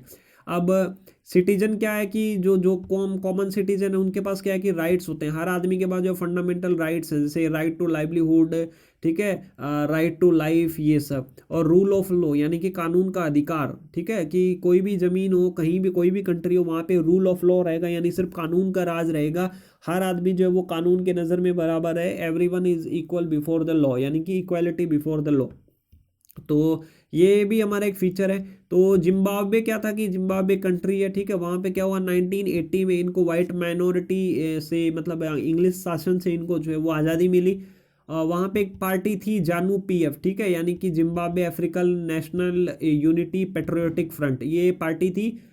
इस पार्टी ने फ्रीडम स्ट्रगल वहाँ की जो थी उसमें हिस्सा लिया था। वहाँ पे एक लीडर था रॉबर्ट मुगाबे। जैसे ही इनको 1980 में इनको आज़ादी मिली तो ये रॉबर्ट मुगाबे जो था, इसने वहाँ पे जो है वो सरकार बना ली। ठीक है, अब होता क्या था कि ये रॉबर्ट मुगाबे जो है वो बहुत पॉपुलर आदमी था, क्योंकि इसने जो है वो वहाँ पे जो फ्रीडम स्ट्रगल हुई थी, तो रॉबर्ट मुगाबे ने बहुत बड़ा इनका कंट्रीब्यूशन था अपनी कंट्री को आज़ादी दिलवाने में। और वहाँ पे जो भी इलेक्शन वहाँ होते थे, लेकिन हर बार जो इलेक्शन जो है वो एक पर्टिकुलर पार्टी, यानी कि जानू PF, Zimbabwe African national unity patriotic front, तो ये जानू पीएफ यानी कि ये रॉबर्ट मुगाबे की जो पार्टी वो हर बार जो है वो इलेक्शन जीतती थी। हालांकि ये बहुत ज़्यादा पॉपुलर लीडर था, लेकिन इसने क्या किया, रॉबर्ट मुगाबे ने थोड़े थोड़े टाइम के बाद में जो है वो अपना जो है वो कॉन्स्टिट्यूशन जो है उसको चेंज करना शुरू कर दिया। अपने लिए जो इसने जो पावर है वो इंक्रीज करता गया। जो अपोजिशन जो पार्टीज़ हैं उनको इसने हरास करना शुरू कर दिया। अगर अपोजिशन पार्टी कोई मीटिंग वगैरह होती तो ये वहाँ पे जाके डिसरप्ट कर देता अपोजिशन पार्टी वालों को, या तो उनका मर्डर करवा दिया जाता, या फिर अपोजिशन पार्टी वालों को जो है वो जेल में भेज दिया जाता कुछ फ्रीवोलस चार्जेस पे। ठीक है, वहाँ पे जो भी पब्लिक प्रोटेस्ट होते थे, अगर लोग सरकार से खुश नहीं है, अगर वो प्रोटेस्ट वगैरह करते थे, तो इस टाइप के सारे प्रोटेस्ट, सारे डेमोन्स्ट्रेशन को जो है वो सरकार ने इलीगल बोल दिया था कि भाई आप सरकार के अगेंस्ट जो है वो प्रोटेस्ट नहीं कर सकते हैं। और लोगों का जो फंडामेंटल राइट था कि right to criticise the president, मतलब अगर प्रेसिडेंट कोई गलत काम कर रहा है, कोई डिसीजन गलत ले रहा है, तो लोग जो अपने प्रेसिडेंट को जो है वो क्रिटिसाइज कर सकते थे। तो उन्होंने कानून बना के जो है वो right to criticise the president को लिमिटेड कर दिया, मतलब आप एक लिमिटेड मैनर में ही जो है वो कर सकते थे। वहाँ पे जितने भी गवर्नमेंट टेलीविज़न थे, गवर्नमेंट रेडियो वगैरह थे, वो सबको जो है वो सरकार ने कंट्रोल कर लिया। और ये अगर सरकार ने कंट्रोल कर दिया तो वो सिर्फ खबरें या न्यूज़ वही चलाते थे जिसमें कि जो रूलिंग पार्टी है जानू पीएफ जो है उसका वर्जन चलेगा। ठीक है, मतलब वो ऐसी बातें बोलते थे कि जो जो गवर्नमेंट के फेवरेबल हो। जो भी वहाँ पे इंडिपेंडेंट न्यूज़पेपर थे, या फिर जो ऐसे लोग थे, जर्नलिस्ट थे, या जो पत्रकार थे वहाँ पे इंडिपेंडेंट, जो कि सरकार के अगेंस्ट बोलते थे, उन लोगों को बहुत हरास किया जाता था। ठीक है, और सरकार क्या करती थी कि वहाँ पे जो जुडिशरी थी, मतलब कोर्ट वगैरह के भी कुछ ऑर्डर आते थे, कुछ जजमेंट आते थे, तो ये रॉबर्ट मुगाबे की जो गवर्नमेंट थी उनको फॉलो नहीं करती थी। और लास्ट में 2017 में जाके जो वहाँ पे जिम्बाब्वे की जो आर्मी है वहाँ पे इन्होंने कूप किया और रॉबर्ट मुगाबे का जो है वो तख्ता पलट कर दिया। और लास्ट ईयर ही 2019 में ही रॉबर्ट मुगाबे की जो है वो डेथ हो गई है। ठीक है, रॉबर्ट मुगाबे बहुत ही ज़्यादा वहाँ पे जिम्बाब्वे में एक बहुत ज़्यादा पॉपुलर लीडर था। ठीक है। तो हमने ये देखा कि जिम्बाब्वे में देखा कि जो पॉपुलैरिटी जो है, वो जो लीडर है उसकी पॉपुलैरिटी बहुत नेसेसरी है। मतलब लोग अपने लीडर को जो है वो इलेक्ट करते हैं, तो ऐसे लीडर को ही तो इलेक्ट करेंगे कि जो कि बहुत ज़्यादा पॉपुलर होगा। लेकिन होता क्या है कि कई बार पॉपुलर जो गवर्नमेंट होती है वो भी क्या होती है, अनडेमोक्रेटिक हो जाती है, ऑटोक्रेटिक हो जाती है। वो अपनी मन मर्जी से काम चल करने लग जाती है। वो ये करने लग जाती है कि भाई हम जो है वो अपोजिशन पार्टी को बिल्कुल भी स्पेस नहीं देंगे, अपोजिशन पार्टी को जो हैरास करेंगे, जो आम जनता है उसकी बातों को नहीं सुनेंगे, ये सारी चीज़ें। ठीक है, तो अगर हमें कहीं पे ये असेस करना है कि क्या वाकई किसी कंट्री में डेमोक्रेसी है, तो हमें किसी कंट्री में इलेक्शन से पहले और इलेक्शन से बाद के टाइम को हमें देखना पड़ेगा। तो इलेक्शन से पहले हमें ये देखना चाहिए कि क्या भाई वाकई इलेक्शन से पहले जो जितनी भी वहाँ पे पॉलिटिकल पार्टीज़ हैं, क्या उनको सभी को अपने प्रचार करने का, अपना प्रोपेगेंडा चलाने का, अपना जो रैलीज वगैरह करने के लिए क्या इनको फुल जो है वो परमिशन है? क्या कहीं ऐसा नहीं है कि इनको कोई ऑब्स्ट्रक्ट किया जा रहा है? ठीक है, क्या लोगों को अपने विचार रखने की आज़ादी पूरी तरीके से है कंप्लीटली बिफोर द इलेक्शन? ठीक है, तो सरकार जो भी है, जो भी गवर्नमेंट जो बनती है इस टाइप से, उसका ये काम रहता है कि जो भी जनता के जो बेसिक राइट है, मतलब जनता को जो फ्री थिंकिंग है, यानी कि कोई आदमी कुछ भी सोच सकता है, कोई भी डिफरेंट ओपिनियन रख सकता है। हो सकता है कि वो ओपिनियन जो गवर्नमेंट ऑफ द डे है उसको पसंद ना आए। ठीक है, या हो सकता है कि लोग कोई एसोसिएशन बनाना चाहे, हो सकता है कि लोग कोई पॉलिटिकल पार्टी बनाना चाहे, किसी अगर फैसले से वो खुश नहीं है तो वो प्रोटेस्ट करना चाहे, या फिर कोई पॉलिटिकल एक्शन करना चाहे। तो ये सारी जो है वो लोगों को पॉलिटिकल फ्रीडम्स होती हैं, और हर आदमी को ये फ्रीडम है। तो डेमोक्रेसी का ये भी एक फीचर है कि वहाँ पे लोगों को इतनी एटलीस्ट आज़ादी रहनी चाहिए। ठीक है, हर आदमी जो है वो कानून के नज़रों में बराबर है, और अगर किसी भी आदमी का अगर लॉज अगर वायलेट हो रहे हैं तो वहाँ पे एक इंडिपेंडेंट यानी कि निष्पक्ष एक जुडिशरी, न्यायपालिका, कोर्ट, जजेस वगैरह होने चाहिए। और ये कोर्ट वगैरह के जो भी ऑर्डर्स आए वो सभी के द्वारा जो है वो पालन किए जाने चाहिए। एवरीवन मस्ट ओबे दीज ऑर्डर्स। ठीक है, मतलब सभी लोगों को जो है वो ऑर्डर फॉलो करने होंगे। इवन गवर्नमेंट को भी जो है वो ऑर्डर फॉलो करने चाहिए अगर कोर्ट ने वो लेजिटिमेट ऑर्डर दिया है। ठीक है, ये सारी चीज़ें। तो डेमोक्रेसी में क्या होगा, इलेक्शन होगा, लेकिन डेमोक्रेसी होने के बाद भी क्या होता है कि मान लीजिए हमने किसी को इलेक्ट कर लिया। अब इलेक्ट करने के बाद में ऐसा नहीं है कि एक बार इलेक्शन हो गया तो वो सरकार जो है वो जो भी करना चाहे, कुछ भी करना चाहे कर सकती है, ऐसा नहीं है। ठीक है, हर आदमी को कुछ ना कुछ, जो भी सेक्शंस ऑफ सिटीजन्स है सभी को राइट मिले हुए, स्पेशली जो माइनॉरिटीज़ वगैरह जो हैं, चाहे रिलीजियस माइनॉरिटीज़ हो या कोई और माइनॉरिटी हो। जैसे अमेरिका है, अमेरिका में ब्लैक जो कलर वाले हैं वो माइनॉरिटी में है। इंडिया में जैसे जैन, सिख, ये रिलीजन जो है वो सब माइनॉरिटी में है। तो डेमोक्रेसी में क्या होता है कि सरकार का इलेक्शन हमने कर लिया है, गवर्नमेंट या हमारे रूलर्स को हमने इलेक्ट कर लिया है, उसके बाद में क्या होगा कि फ्रीडम होनी चाहिए सभी को। और अगर सरकार, हमारे रूलर्स जो भी कोई डिसीजन लेंगे वो थ्रू कंसल्टेशन होना चाहिए। ऐसा नहीं है कि गवर्नमेंट ने कोई भी एक अनपॉपुलर जो वो डिसीजन ले लिया, लोग उसको मानने को तैयार ही नहीं है, वो ख़राब डिसीजन है, और सरकार ने वो सरकार जो पावरफुली जो है वो लोगों पे इम्पोज कर रही है। तो डेमोक्रेटिक गवर्नमेंट में ऐसा नहीं होना चाहिए, ऑटोक्रेट नहीं होना चाहिए डेमोक्रेटिक गवर्नमेंट को, कि अगर इलेक्शन के बाद हमने इलेक्ट कर लिया है तो भी बाद में सभी लोगों को कुछ फंडामेंटल राइट्स जो है वो होने ही होने चाहिए। ठीक है, और सरकार के पास क्या है, अकाउंटेबिलिटी भी होती है। हमने इलेक्ट कर लिया है, अब इलेक्शन के बाद ऐसा नहीं है कि भाई सरकारें या हमारे रूलर या सत्ता जिसके पास आ गई है वो कुछ भी करेंगी।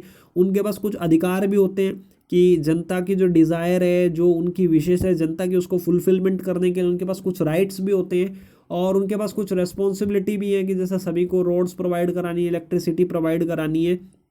तो हमारी जो गवर्नमेंट है वो अकाउंटेबल होती है लोगों के लिए। ठीक है, लोगों के प्रति उनकी जिम्मेदारी होती है, they are accountable to the government, क्योंकि इलेक्शन जो वो टाइम टू टाइम होते हैं। After a period of 5 year, 6 year और 4 year, whatever it may be, there will be the recurrent elections, and a government should be accountable. मतलब सरकार को जो है वो अकाउंटेबल होना ही होना पड़ेगा। जैसे हमारे इंडिया में जो है हर 5 साल से इलेक्शन होते हैं।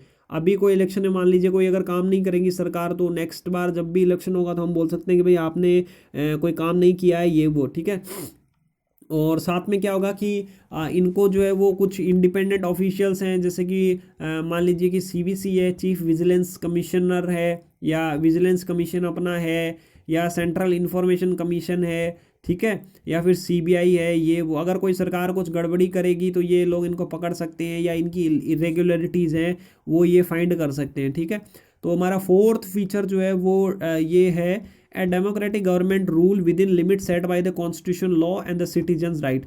मतलब कोई भी डेमोक्रेटिक गवर्नमेंट है उसके लिए एक लिमिट डिस्क्राइब की हुई है कि आप इस लिमिट को जो है वो एक्सीड नहीं कर सकते हैं, आपको इस विद इन द लिमिट आपको काम करना पड़ेगा। लोगों को राइट मिले हुए हैं, कुछ फंडामेंटल राइट मिले हुए हैं, आप उन राइट्स को जो है वो वायलेट नहीं कर सकते हैं। आपको कॉन्स्टिट्यूशन ने आपको जो पावर्स दिए हैं आप उसी पावर्स के तहत काम कर सकते हैं, आप अपने लिए कुछ एब्सोल्यूट पावर्स जो है वो नहीं बना सकते। ये फीचर हो गया है। सारी चीज़ें हमने देखी, अब इस जो डेफिनेशन है इसकी हम थोड़ी सी समरी देख लेते हैं कि आखिर हमने क्या समझा है। ठीक है, तो हमने शुरू में जो चीज़ देखी थी वो देखी थी कि democracy is a form of government in which the rulers are elected by the people. मतलब democracy is a type of government, मतलब सरकार बनाने का एक तरीका है democracy, in which the rulers are elected by the people. मतलब कि उसमें रूलर्स यानी कि जो हम पे राज करेंगे, जो सरकार बनाएंगे, उन लोगों का election, it's not a selection. Selection होता है एग्जाम वगैरह से, इलेक्शन जो है वो लोग करेंगे, जनता जो है वो खुद करेगी। ठीक है, तो ये हमको समरी है। समरी में क्या होगा कि हमने जिन लोगों को चुना है, जिनका हमने इलेक्शन किया है, वो रूलर ही क्या करेंगे कि सारे के सारे जो है मेजर डिसीजन लेंगे जो भी जनता के लिए इंपॉर्टेंट होंगे। सेकंड इसका फीचर है कि इलेक्शन में क्या होगा कि सभी को एक चॉइस मिलेगी और फेयर अपॉर्चुनिटी मिलेगी। जो आम जनता है जिसको वोट डालना है उसको भी बहुत सारी अपॉर्चुनिटीज़ मिलेगी कि भाई आप ए को वोट दे सकते हैं, बी को, सी को, डी को, ई को, या फिर आप चाहें तो आप किसी को वोट ना भी दे सकते हैं। और हर पार्टी को भी वहाँ पे जो है वो मिलेगा, चाहे एक्स पार्टी खड़ी हो या वाई पार्टी हो, जेड पार्टी हो, हर पार्टी को जो है वो कंप्लीट जो है वो फेयर चांसेस मिलेंगे जीतने के। और इवन जो करंट जो गवर्नमेंट है वो भी जो है वो इलेक्शन के अंदर हार सकती है। ठीक है, तो अपॉर्चुनिटी जो है वो जो भी वोट डालने की अपॉर्चुनिटी है वो सभी आदमियों को मिलेगी इक्वल बेसिस पे। ऐसा नहीं है कि भाई रिच आदमी को जो है वो ज़्यादा मिलेगा या मेल को जो है वो ज़्यादा वोटिंग पावर मिलेगी, फीमेल को कम मिलेगी। ठीक है, मैन हो गया या वीमेन हो गया, सब बराबर है, मेल फीमेल सब बराबर है। एडल्ट सिटीजन जो है वो सारे इक्वल हैं, कोई रिच हो पुअर हो, सभी को जो है वो नहीं, किसी में कोई डिफ्रेंशिएशन जो है वो नहीं किया जाएगा। और जो गवर्नमेंट जो है उसके लिए एक लिमिट सेट कर दी गई है। गवर्नमेंट को अपना काम करते टाइम ध्यान रखना होगा कि कॉन्स्टिट्यूशन ने उसके लिए जो लिमिट सेट की है, या आम जनता के पास जो जो जो पावर है उनको ये वायलेट ना करें, आम जनता की जो राइट्स हैं उनको वायलेट ना करें। और जो लिमिट सेट की है कॉन्स्टिट्यूशन ने उसी के अंदर अंदर रहते हुए सरकारों को जो है वो काम करना पड़ेगा। ठीक है, अब इसमें हम नेक्स्ट जो देखने वाले हैं वो देखने वाले हैं कि आर्ग्यूमेंट अगेंस्ट दी डेमोक्रेसी। ठीक है, अच्छा, कुछ लोग बोलते हैं कि भाई डेमोक्रेसी बनाने के लिए ही क्या ज़रूरी है, डेमोक्रेसी ही क्या ज़रूरी है हमारे लिए। हो सकता है कि कोई मोनार्क यानी कि ऐसी कोई कंट्री हो जहाँ पे राजा का शासन चलता हो सकता है वो भी तो अच्छी है। कुछ कुछ लोग बोलते हैं कि भाई डिक्टेटर होना चाहिए, कि मतलब ऐसा रूलर होना चाहिए कि जो मतलब मिलिट्री बैकग्राउंड का हो या कुछ ऐसा ताकत हो उसके पास कि सभी लोगों को जो है वो कंट्रोल कर सके। ठीक है, करप्शन कम से कम कर सकें और जिसके ऑर्डर्स को सब लोग जो है फॉलो करें। ठीक है, बट स्टिल क्या है, हम लोग मानते हैं कि डेमोक्रेसी जो है वो सबसे बेस्ट है। लेकिन फिर भी कुछ लोगों का मानना है कि डेमोक्रेसी बेस्ट नहीं है। जो भी लोगों के पास पॉपुलर चॉइसेस होती है वो मोनार्की फॉलो कर सकते हैं, या कोई डिक्टेटरशिप फॉलो कर सकते हैं, या फिर वो कोई गवर्नमेंट ही फॉलो ना करें। ठीक है, तो लोगों के जो आर्ग्यूमेंट है वो हम देखेंगे कि कुछ लोग बोलते हैं कि डेमोक्रेसी ठीक नहीं है। ठीक है, सबसे पहला जो आर्ग्यूमेंट है वो लोगों का बोलना है कि डेमोक्रेसी से इंस्टेबिलिटी बहुत होती है। इंस्टेबिलिटी से मतलब होता है कि भाई सरकारें आती जाती रहती हैं। ठीक है, कल किसी की सरकार थी, आज किसी की सरकार है, नेक्स्ट 5 साल बाद या 6 साल बाद किसी और की सरकार होगी। ठीक है, हर पार्टी की अपनी अपनी कुछ जो है वो प्रायोरिटीज़ रहती है। मान लीजिए प्रीवियस गवर्नमेंट की जो प्रायोरिटीज़ थी वो इस प्रेजेंट गवर्नमेंट की नहीं है, नेक्स्ट गवर्नमेंट की जो कुछ डिफरेंट प्रायोरिटीज़ होंगी। तो दिस लीड्स टू इंस्टेबिलिटी, ये पहला जो है वो आर्ग्यूमेंट है डेमोक्रेसी के अगेंस्ट में। ठीक है, सेकंड है कि डेमोक्रेसी में क्या होता है कि कोई मोरालिटी के लिए कोई स्कोप नहीं है। मतलब एक आदर्श इंसान, कोई एथिकल इंसान, कुछ मोरल इंसान के लिए कुछ भी जो है वो स्कोप नहीं है। डेमोक्रेसी में क्या होता है कि आप एक कंपटीशन कर रहे हैं, जिसको सबसे ज़्यादा वोटिंग मिलेगी, जिसको सबसे ज़्यादा वोट मिलेंगे वही जो वो पावर के अंदर आएगा। अब पॉलिटिकल कंपटीशन है तो पॉलिटिकल कंपटीशन मतलब फेयर नहीं होता है, ठीक है। लोग क्या करते हैं कि बाई हुक और बाई क्रुक जो है वो किसी ना किसी तरीके से जो है पावर के अंदर आना चाहते हैं। तो पॉलिटिक्स में जो है वो या फिर डेमोक्रेसी में जो लोग बोलते हैं कि यहाँ पे मोरालिटी के लिए कोई स्कोप नहीं है, आपको चुनाव जीतना है, कैसे करके भी जीतिए, ठीक है। तीसरा है कि डेमोक्रेसी में जो है वो डिले बहुत ज़्यादा होता है।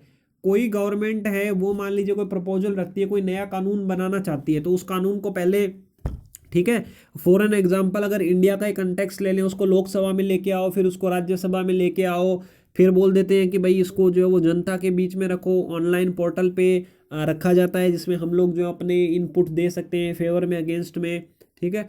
तो इसकी वजह से क्या होता है कि बहुत ज़्यादा जो है वो डिले होता है। मान लीजिए कोई कानून जो है वो 10 साल पहले बनना था, वो 10 साल से डिले ही चल रहा है, ठीक है, ये चीज़ें। अब फोर्थ जो लोग बोलते हैं वो बोलते हैं कि लीडर्स को जो है वो बेस्ट इंटरेस्ट पता ही नहीं होता है लोगों का। आप इलेक्ट हो गए हो लेकिन लोगों का इंटरेस्ट आपको पता नहीं है, लोग कुछ और चाहते हैं, आप लोग कुछ और चाहते हैं, ठीक है। कुछ लोग मान लीजिए कि सोचते हैं कि भाई लोगों का जो जो झुकाव है वो गवर्नमेंट जॉब्स की तरफ है, ठीक है। मान लीजिए कि जो लोग हैं वो चाहते हैं कि भाई हमें जो है वो गवर्नमेंट जॉब्स जो है वो ज़्यादा से ज़्यादा मिले, और कोई ऐसी सरकार है, कोई ऐसी गवर्नमेंट है वो क्या करती है, वो प्राइवेट सेक्टर को जो है वो ज़्यादा से ज़्यादा जो है वो मतलब फेवर करती है कि भाई प्राइवेट सेक्टर है, ज़्यादा से ज़्यादा हो। तो सरकार सोचती है कि मैं प्राइवेट सेक्टर को या फिर जो ज़्यादा से ज़्यादा बढ़ाऊँ, और लोगों का जो है वो जो आइडिया है या लोगों की जो विश है वो है कि गवर्नमेंट सेक्टर में जो है वो ज़्यादा से ज़्यादा इन्वेस्टमेंट हो और हमें गवर्नमेंट जॉब्स जो है वो ज़्यादा मिले, ठीक है। और फिर क्या होता है कि डेमोक्रेसी में करप्शन भी बहुत ज़्यादा होता है, क्योंकि डेमोक्रेसी जो है वो इलेक्शन होते हैं, इस इलेक्शन में जो है वो करप्शन होने के चांसेस ज़्यादा इसलिए रहते हैं कि एक तो कंपटीशन होता है, आपको चुनाव जीतना है, आपको इलेक्शन compete करना है, तो आपको बहुत सारे पैसे भी खर्चा करने पड़ेंगे। इंडियन कंटेक्स्ट में ले लें तो आपको बहुत सारे पैसे देने पड़ते होंगे, ठीक है। कई बार तो आता है कि आपको टिकट खरीदनी पड़ती है, टिकट में 1 करोड़, 2 करोड़, 5 करोड़ कुछ भी लग सकता है। आपको आपके लिए सपोर्टर रखने होते हैं, उन सपोर्टर का जो है वो खर्चा रखना पड़ता है। आपको हो सकता है कि लोगों को पैसे देने पड़ जाएं, आपको लिकर, शराब ये भी बांटनी पड़ जाए, ठीक है। और 5 जो पॉइंट है वो है कि ऑर्डिनरी आदमी है उसको पता ही नहीं रहता है कि मेरे लिए गुड क्या है, ठीक है, मेरे लिए अच्छी चीज़ क्या है। तो उससे कोई मतलब नहीं होता है कि वो सिर्फ वोट दे आए। वोट देने का मतलब कोई ये नहीं होता है कि उसे कुछ पता है, वो अपने लिए कुछ डिसाइड कर सकता है। वोट तो कोई भी दे सकता है, इवन कोई आदमी इलिटरेट है, अनपढ़ है, वो भी दे सकता है। लेकिन एक ऑर्डिनरी आदमी को पता ही नहीं है कि मेरे लिए क्या ठीक है, क्योंकि बहुत कम पढ़ा लिखा है, उसे पता नहीं है कि गवर्नमेंट कैसे फंक्शन करती है, या कोई गवर्नमेंट की ये पॉलिसी है या फिर ये डिसीजन है उसका मेरे पे क्या इम्पैक्ट होगा, उसे जानकारी नहीं है उस चीज़ की, ठीक है। अब होता क्या कि ये सारे पॉइंट हमने देख लिए कि ये डेमोक्रेसी के अगेंस्ट पॉइंट है। लेकिन डेमोक्रेसी कुछ ऐसा नहीं है कि भाई डेमोक्रेसी कुछ मैजिकल सॉल्यूशन है कि भाई अगर जहाँ जिन कंट्रीज़ में डेमोक्रेसी हो गई वहाँ तो सब चीज़ अच्छी हो जाएगी, वहाँ पे तो बिल्कुल भी पॉवर्टी नहीं रहेगी, एक भी आदमी गरीब नहीं रहेगा, सब आदमी जो है वो खुश रहेंगे, सब आदमी अमीर रहेंगे, ऐसा कुछ नहीं है, ठीक है। लेकिन होता क्या है कि डेमोक्रेसी एक ऐसा फॉर्म है जिसमें कि लोग जो है वो अपने डिसीजन जो है वो खुद ले सकते हैं, ठीक है। बाकी जो other formats of the government जैसे मोनार्की हो गया, या कोई मतलब कोई डिक्टेटरशिप हो गई, या कोई मिलिट्री रूल जहाँ पे एप्लीकेबल है वहाँ पे ये पॉसिबल नहीं है। तो डेमोक्रेसी में ये चीज़ है कि लोग अपने डिसीजन जो है वो खुद ले सकते हैं, ठीक है। लेकिन अब हमारे पास एक क्वेश्चन है, क्वेश्चन ये है कि क्या वाकई में जो जो अदर हमारे पास बहुत सारे जो ऑप्शन अवेलेबल हैं गवर्नमेंट के, ठीक है, या गवर्नेंस के, उनमें क्या डेमोक्रेसी ही सबसे बेस्ट ऑप्शन है, ठीक है। तो ये चीज़ हमको देखनी है, ठीक है।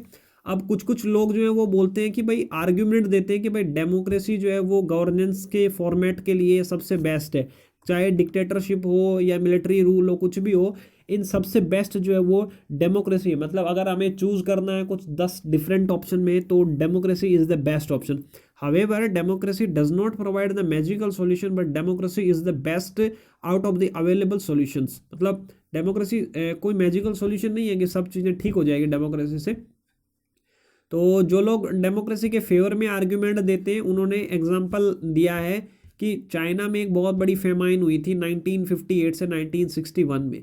ये सेम फेमाइन जो भी इंडिया में भी हुई थी, ठीक है।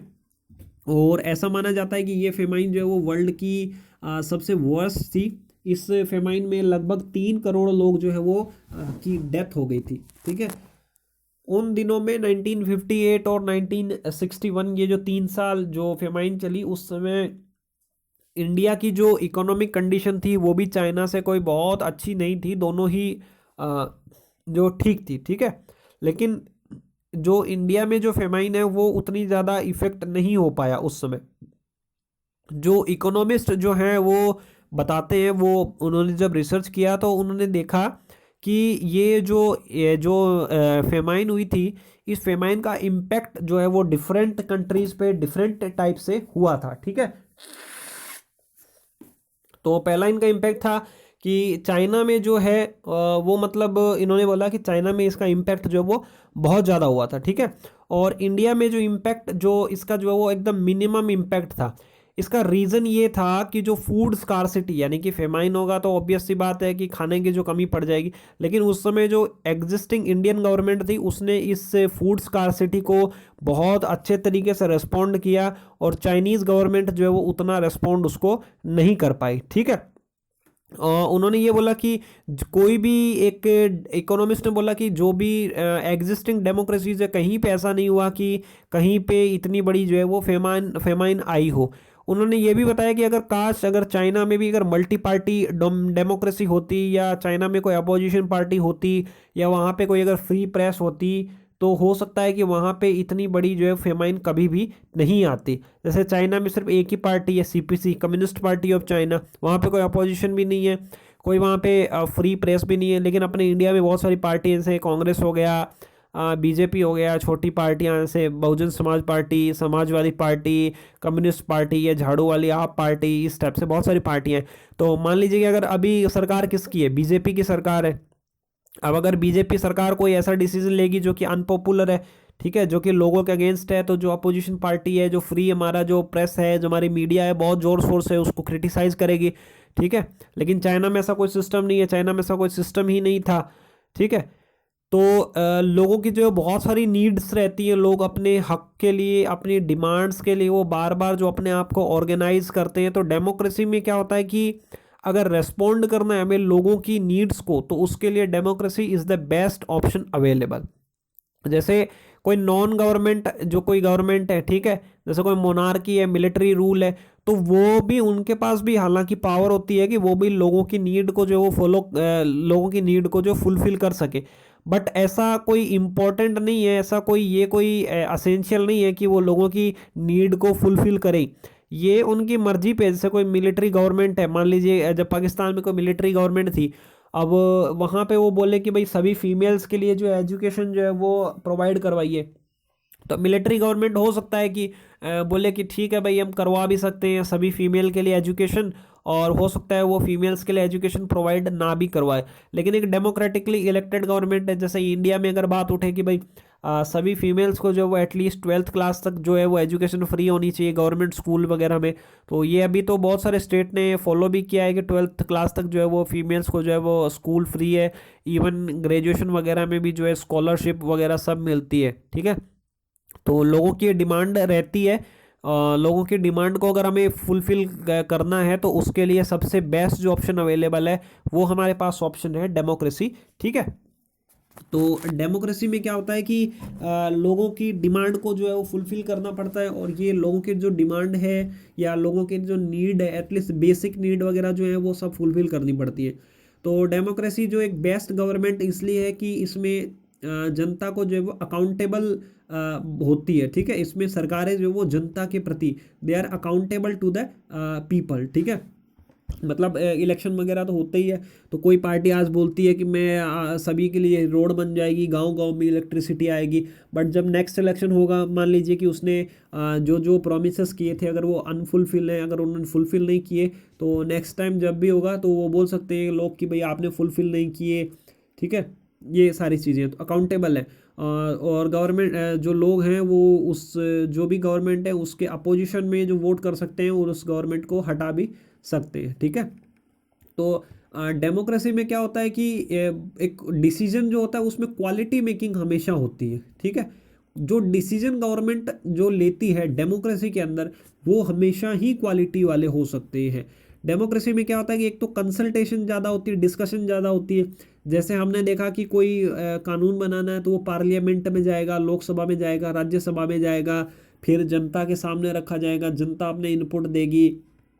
हो सकता है कि प्रेस भी जो है, जो कि हमारा मीडिया है, उसमें कुछ एडिटोरियल छपे, कुछ न्यूज़ डिस्कशन वगैरह हो, ठीक है। तो जो बहुत सारे लोग जो हैं वो एक साथ अगर किसी चीज़ को डिस्कस करेंगे, वो किसी एक सिंगल मैटर पे डिस्कस करेंगे, तो हो सकता है कि कुछ बहुत अच्छा जो है वो डिसीजन जो है वो क्वालिटी वाला डिसीजन निकल के आए। जैसे हम अपनी फैमिली में भी अगर किसी मैटर पे अगर 5 6 7 8 लोग अगर डिस्कस करेंगे, तो हो सकता है कि एक अच्छा जो है वो बेटर डिसीजन जो है वो निकल के आए, ठीक है। तो जब बहुत ज़्यादा लोग अगर मान लीजिए कि मिल के बैठ के आपस में कंसल्ट करते हैं, डिस्कशन करते हैं, तो पॉसिबिलिटी होती है कि जो भी डिसीजन वहाँ पे निकलेगा वो एक क्वालिटी वाला डिसीजन होगा, ठीक है। एक चीज़ ये है कि जब बहुत ज़्यादा लोग जब डिस्कशन करते हैं तो ये पॉसिबिलिटी रहती है कि टाइम बहुत लगेगा, ठीक है। 2 साल 4 साल, कई बार ऐसा आता है कि कुछ लॉज बनाने में 2 साल लग जाते हैं, 5 साल 6 साल ऐसे लग जाते हैं, ठीक है, क्योंकि डिस्कशन तब तक चलता ही रहता है। तो ये इसका एक ये रहता है, ठीक है।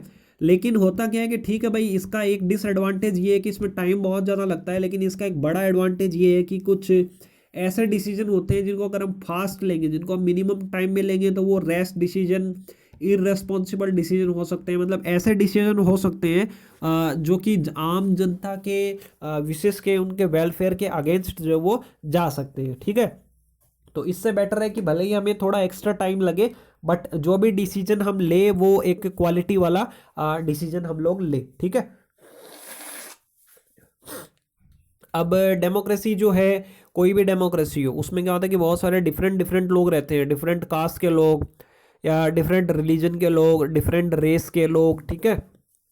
अब उनके बीच में क्या होता है कि कन्फ्लिक्ट होता ही होता है। तो जैसे मान लीजिए अमेरिका है, तो अमेरिका में वाइट और ब्लैक, इन दोनों के बीच में हमेशा से ही कॉन्फ्लिक्ट रहा है। जो गोरे लोग और काले लोग हैं, इनके बीच में हमेशा से ही कॉन्फ्लिक्ट रहा है। तो डेमोक्रेसी क्या है, डेमोक्रेसी एक प्लेटफॉर्म प्रोवाइड करवाती है कि कन्फ्लिक्ट हो या डिफरेंसेस जो भी हो, उनको हम जो है वो शॉर्ट आउट कर सकें। अपने जैसे इंडिया जैसी कंट्री है जहाँ पे बहुत सारी लैंग्वेजेस हैं, या बहुत सारे जो रिलीजन के लोग रहते हैं, ठीक है, ये टाइप से। तो होता क्या है कि बहुत सारे लोग जब डेमोक्रेसी में रहेंगे या किसी भी कंट्री में रहेंगे, तो हो सकता है कि वो अलग अलग रीजन के और डिफरेंट डिफरेंट लैंग्वेजेस बोलते हैं, उनकी कास्ट अलग हो, उनके रिलीजन अलग हो। हर आदमी का अपना जो है एक पर्सपेक्टिव रहता है, ठीक है। आप किसी तरीके से सोच सकते हैं, हो सकता है कि सामने वाला उस तरीके से ना सोचे।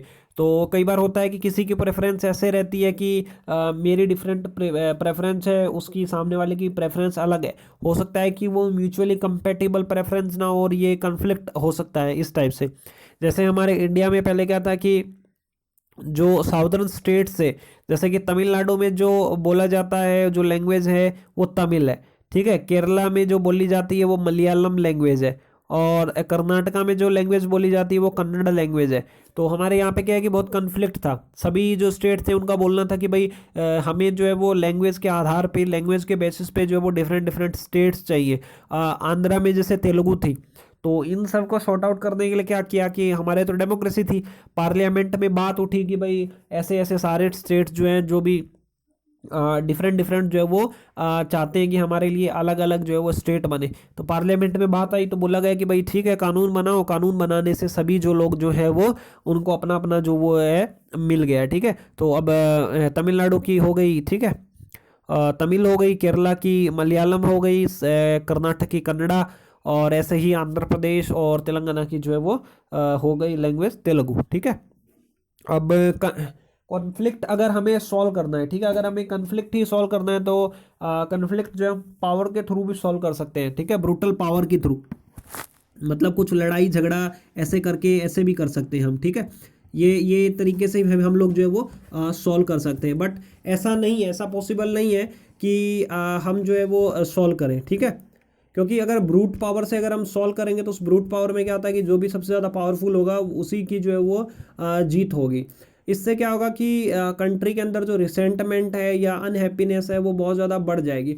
तो डेमोक्रेसी क्या है कि प्रोवाइड कराती है कि लोग जो है वो उनके अगर कोई कन्फ्लिक्ट है तो उनका पीसफुल जो है वो सॉल्यूशंस निकल सके। कोई भी जो मैटर होता है उसमें बहुत सारे कन्फ्लिक्ट रहते हैं, आर्ग्यूमेंट रहते हैं, तो उसको हम पार्लियामेंट में डिस्कस कर सकते हैं, उसको हम मीडिया के थ्रू डिस्कस कर सकते हैं। आजकल तो जैसे सोशल मीडिया हो गया, उस पर भी हम डिस्कस कर सकते हैं, एडिटोरियल हो गया, न्यूज़ वगैरह हो गई, ये चीज़ें। तो डेमोक्रेसी में क्या होता है कि कोई परमानेंट विनर नहीं है, कोई परमानेंट लूजर नहीं है, हर आदमी को अपनी बात कहने का अधिकार है और मेजोरिटी जिसके भी पास होगी वो जीत जाएगा, ठीक है। डेमोक्रेसी में मान लीजिए आज इलेक्शन है, कोई पार्टी हार गई, हो सकता है नेक्स्ट टाइम वो जीत जाए। तो डेमोक्रेसी का ये काम भी है कि अगर कोई कन्फ्लिक्ट होगा तो कन्फ्लिक्ट रेजोल्यूशन के लिए सबसे जो बेस्ट जो अपॉर्चुनिटी है वो डेमोक्रेसी ही हमें जो है वो प्रोवाइड करवाती है, ठीक है। अब ये सारी चीज़ें तो हो गई कि जो डेमोक्रेसी कंट्री के लिए किस टाइप से जो है वो इम्पॉर्टेंट है। अब हमें देखना है कि डेमोक्रेसी का जो रोल है वो एक इंडिपेंडेंट ह्यूमन बीइंग के लिए क्या है, ठीक है। तो डेमोक्रेसी जो है वो एक इंसान की जो ह्यूमन डिग्निटी, एक सिटीजन जो है वो उसकी डिग्निटी है उसको बहुत ज़्यादा इंक्रीज कर देता है। डिग्निटी का आप समझिए कि आत्मसम्मान मान लीजिए, उसका सेल्फ रेस्पेक्ट मान लीजिए, ये सारी चीज़ें। तो डेमोक्रेसी जो है वो प्रिंसिपल पे बेस्ड है पॉलिटिकल इक्वालिटी, यानी कि पॉलिटिकली हर आदमी इक्वल है, चाहे वो कोई गरीब हो, कितना भी पढ़ा लिखा हो, अमीर हो, अनएजुकेटेड हो, एजुकेटेड हो ना हो, कुछ भी हो, ठीक है। हर आदमी पॉलिटिकल इक्वल है, मतलब one person one vote and equal value जो हमने देखा था वही हम आपको समझा रहे हैं, ठीक है। तो पॉलिटिकल इक्वालिटी।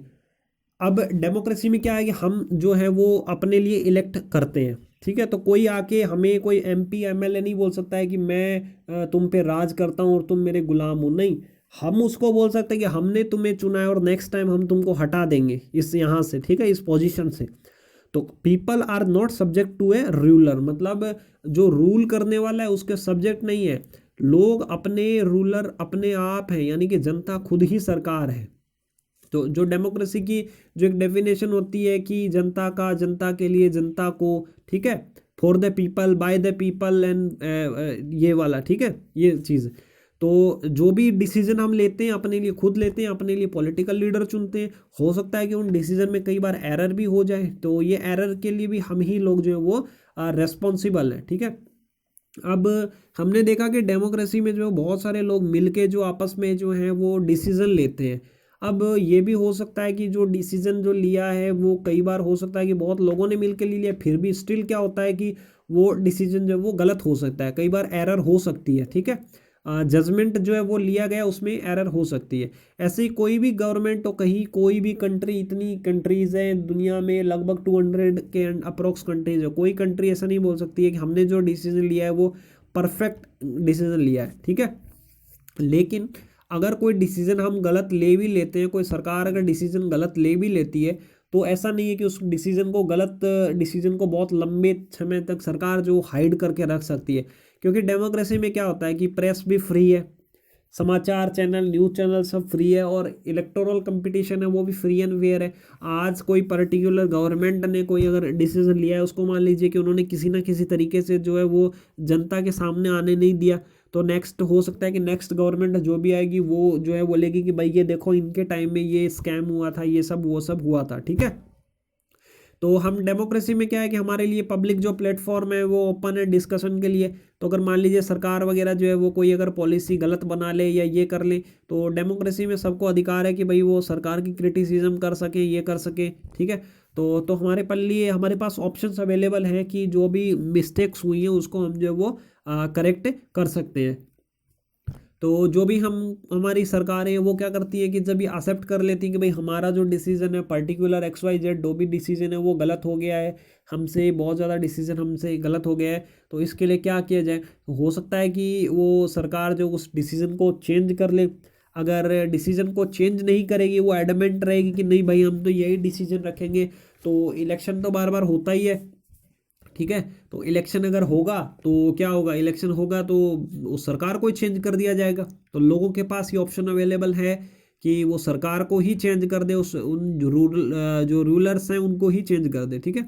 बट ये जो नॉन गवर्नमेंट या फिर नॉन डेमोक्रेटिक जो गवर्नमेंट है, जहाँ पे डेमोक्रेसी नहीं है, जहाँ पे वहाँ पे ये पॉसिबल नहीं है, तो जनता को क्या होगा कि या तो वो जो भी डिसीजन है उसको एक्सेप्ट करना पड़ेगा, या एक्सेप्ट अगर नहीं कर सकते हैं तो फिर कोई ऑप्शन अवेलेबल नहीं है वहाँ पे। गवर्नमेंट को चेंज करने का कोई भी ऑप्शन अवेलेबल नहीं है। ठीक है, अब इसको थोड़ा सा हम सम अप कर लेते हैं जो भी हमने पढ़ा है अभी तक उसको।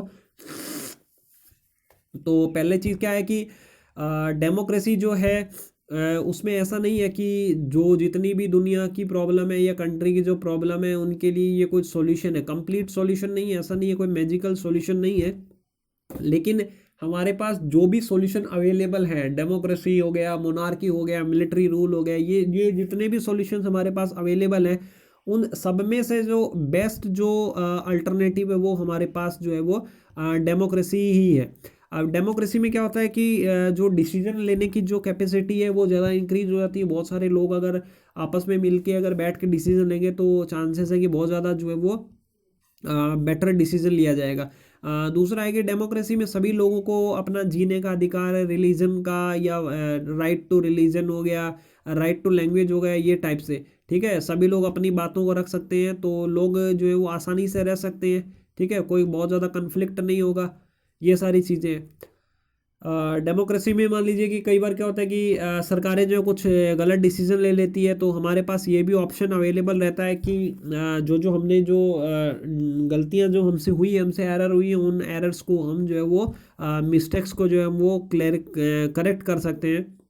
और डेमोक्रेसी जो है वो डिग्निटी इंश्योर करती है, हर आदमी की जो डिग्निटी इंश्योर करती है कि पॉलिटिकली इक्वल हो, चाहे अंबानी जी हो, वो चाहे कितने अमीर हो, उनको भी वन वोट मिलेगा, एक ही वोट मिलेगा उनको भी, और उनकी वोट की जो वैल्यू है वो भी सेम रहेगी। कोई रिक्शा वाला है या कोई बहुत ही पुअर पर्सन है, उसको भी एक ही वोट मिलेगा, और उस वोट की जो वैल्यू है वो भी एक ही रहेगी। ठीक है, अब डेमोक्रेसी का एक ब्रॉडर मीनिंग भी देख लेते हैं कि जैसे डेमोक्रेसी होती है तो डेमोक्रेसी में ऐसा नहीं होता है कि सबके सब जो लोग ही रूल करते हैं। जो मेजोरिटी जो रूल करती है वो सभी लोगों के बिहाफ पे ही रूल करती है। ठीक है, फॉर एन एग्जांपल मान लीजिए कि कोई कंट्री है, उसमें 100 वोट है, यानी कि 100 लोग जो हैं वो वोट करने के लिए एलिजिबल है, लेकिन उन 100 लोगों में से सिर्फ 90 लोग ही जो हैं जो वोट देने जाते हैं। 90 में से 50 लोग जो है वो एक पर्टिकुलर पार्टी को सपोर्ट करते हैं, और 40 लोग जो है वो एक पर्टिकुलर पार्टी को सपोर्ट करते हैं। तो अब ये 50 वाले क्या करेंगे, गवर्नमेंट बना लेंगे, क्योंकि यही लोग जो है वो मेजोरिटी में। अब ये 50 लोग ही क्या करेंगे कि सभी के लिए जो है वो डिसीजन लेंगे। ठीक है, ये 40 लोग जिन्होंने अपोजिट में वोट किया इनके लिए भी डिसीजन लेंगे, और 10 लोग जो वोट देने आए नहीं उनके लिए भी ये लोग ही जो है वो डिसीजन देंगे। ठीक है, तो ये डेमोक्रेसी हुई। अब डेमोक्रेसी में ऐसा नहीं है कि भाई लोग जो है वो खुद ही रूल करते हैं। ठीक है, जा जाके डेमोक्रेसी में हम लोग जो है वो अपने लिए जो इलेक्टेड अपने लिए रिप्रेजेंटेटिव चुन लेते हैं। मॉडर्न जो भी डेमोक्रेसी जैसे अमेरिका की हो या इंडिया की हो या कहीं की भी डेमोक्रेसी हो, उसमें क्या होता है कि जब बहुत सारे जब लोग होंगे, जैसे अपने इंडिया में ही 130 करोड़ लोग हैं। अब 130 करोड़ लोग पॉसिबल नहीं है कि भाई सभी लोग जाएंगे और जाके एक साथ जाके डिसीजन लेंगे, कहाँ पे बैठेंगे, कैसे डिस्कशन करेंगे। तो इसके लिए क्या होगा कि हम लोग जो है वो कलेक्टिव एक्शन नहीं ले सकते हैं, और हम लोग जो है वो कलेक्टिव एक्शन ले पाए इसके लिए क्या करते हैं कि हम लोग अपने जो रिप्रेजेंटेटिव्स हैं उनको जो है वो इलेक्ट कर लेते हैं। ठीक है, ये चीज़ हो गई। अब क्या होता है, कई बार मान लीजिए कि सिटीजन को क्या होता है कि स्किल्स नहीं होती है या डिज़ायर नहीं होती है। हर आदमी को तो पता नहीं है कि भाई डिस्कशन किस तरीके से होगा। मान लीजिए कि कोई न्यूक्लियर डील है, उस पर डिस्कशन हो रहा है, तो कोई अगर फार्मर होगा तो उसको कैसे पता होगा कि भाई न्यूक्लियर डील क्या होती है, इस टाइप से। हर आदमी के पास टाइम भी नहीं होता है, डिज़ायर भी नहीं होती है, कौन सोचेगा अरे कौन जाएगा, क्यों डिसीजन ले। तो इसी के लिए क्या करते हैं कि हम लोग क्या करते हैं कि अपने लिए रिप्रेजेंटेटिव जो है वो चुन लेते हैं। ठीक है, तो अभी तक हमने समझ लिया कि डेमोक्रेसी और नॉन डेमोक्रेसीज क्या होती हैं। लेकिन फिर भी कई बार क्या होता है कि अपनी बुक्स वगैरह में आप लोग देखते होंगे कि गुड डेमोक्रेसी और बैड डेमोक्रेसी, या फिर सिंपल डेमोक्रेसी और गुड डेमोक्रेसी का डिफरेंस दिया जाता है कि गुड डेमोक्रेसी क्या होती है, डेमोक्रेसी क्या है। ठीक है, तो डेमोक्रेसी जो हमने अभी तक देखा वो सिर्फ ऐसे पॉलिटिकल स्टैंडर्ड वाली डेमोक्रेसी ही हमने देखी है कि भाई पॉलिटिक्स में ऐसे होता है, मतलब हर आदमी को one vote, one every person should have one vote and one every vote shall equal value, ये टाइप की। लेकिन कई बार क्या होता है कि हम अपने लिए कुछ आइडियल भी जो है वो सेट कर लेते हैं। जैसे कई बार हम बोलते हैं ना कि भाई true democracy will come to this country when no one goes hungry to the bed. मतलब इस देश में ट्रू डेमोक्रेसी तभी आएगी जब कोई भी आदमी भूखा नहीं रहेगा, सभी को पानी पीने का मिलेगा, सभी को खाने को मिलेगा, सभी को नौकरी मिलेगी। तो ये टाइप से क्या है कि हम अपने लिए एक आइडियल जो वो एस्पिरेशन सेट कर लेते हैं, ठीक है। अगर यही हम पैरामीटर रखें कि no one will goes hungry to the bed, मतलब हर आदमी को नौकरी होगी, कोई आदमी भूखा नहीं रहेगा, तो ऐसी परफेक्ट जो डेमोक्रेसी है वो तो पूरे वर्ल्ड में कहीं पे भी नहीं मिलेगी। कहीं चले जाए, अमेरिका, इटली, जर्मनी, फ्रांस, ठीक है, इंडिया, कहीं पे भी। तो जो हमने डेमोक्रेसी देखी है वो सिर्फ हमने पॉलिटिकल सेटअप में देखी है, एक टाइप ऑफ गवर्नमेंट में देखी है। अगर हम डेमोक्रेसी को एक आइडियल के रूप में, स्टैंडर्ड के रूप में एस्टेब्लिश करें तो फिर कोई भी कंट्री जो है वो नहीं हो पाएगी, ठीक है। अब जो लोग रहते हैं, जो सिटीजन हैं, उनका भी बहुत बड़ा जो रोल रहता है किसी भी कंट्री को डेमोक्रेटिक, लेस डेमोक्रेटिक या फिर उसको मोर डेमोक्रेटिक बनाने के अंदर के लिए, ठीक है। कई बार हम बोलते हैं कि भाई हमारी जो डेमोक्रेसी में जो जो रूलर्स हैं, जो हम पे सरकार चलाने वाले हैं, वो लोग अच्छा डिसीजन नहीं लेते हैं, वो लोग एकदम अपनी अपनी मन मर्जी करते हैं, ठीक है। हमारी डेमोक्रेसी जो है वीक हो गई है। तो लोगों की भी बहुत बड़ी रिस्पॉन्सिबिलिटी है कि डेमोक्रेसी को स्ट्रॉन्ग करने में या डेमोक्रेसी को वीक करने के लिए भी, ठीक है। हम सिटीजन कैसे अपनी रिस्पॉन्सिबिलिटीज़ को फुलफिल कर रहे हैं, ये भी चीज़ जो है बहुत मैटर करती है, ठीक है। जैसे जो बाकी जो अदर फॉर्म ऑफ गवर्नमेंट होती है, जैसे कि मोनार्की, डिक्टेटरशिप, या ऐसी गवर्नमेंट जहाँ पे सिंपल वन पार्टी रूल हो, जैसे चाइना वाला CPC, communist party of China, वो लोग चाहते ही नहीं है कि भाई कोई आवाज़ उठाए। वो लोग चाहते ही नहीं है कि कोई आदमी जो वो एक्टिव रूप से, जो कॉमन मैन है वो एक्टिव रूप से पॉलिटिक्स के अंदर जो वो पार्टिसिपेट करे।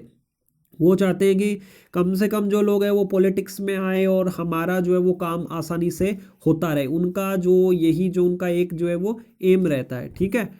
तो यही एक इम्पोर्टेंट फीचर है डेमोक्रेसी का कि मतलब डेमोक्रेसी जो हर आदमी को जो वो अलाउ करता है कि भाई हर आदमी, कॉमन आदमी, कोई गरीब हो, अमीर हो, कोई भी आदमी, कैसा भी आदमी हो, हर आदमी जो है वो अपने लिए, मतलब अपनी हक के लिए आवाज़ उठा सकता है, ठीक है, कर सकता है ये सारी चीज़ें, ठीक है।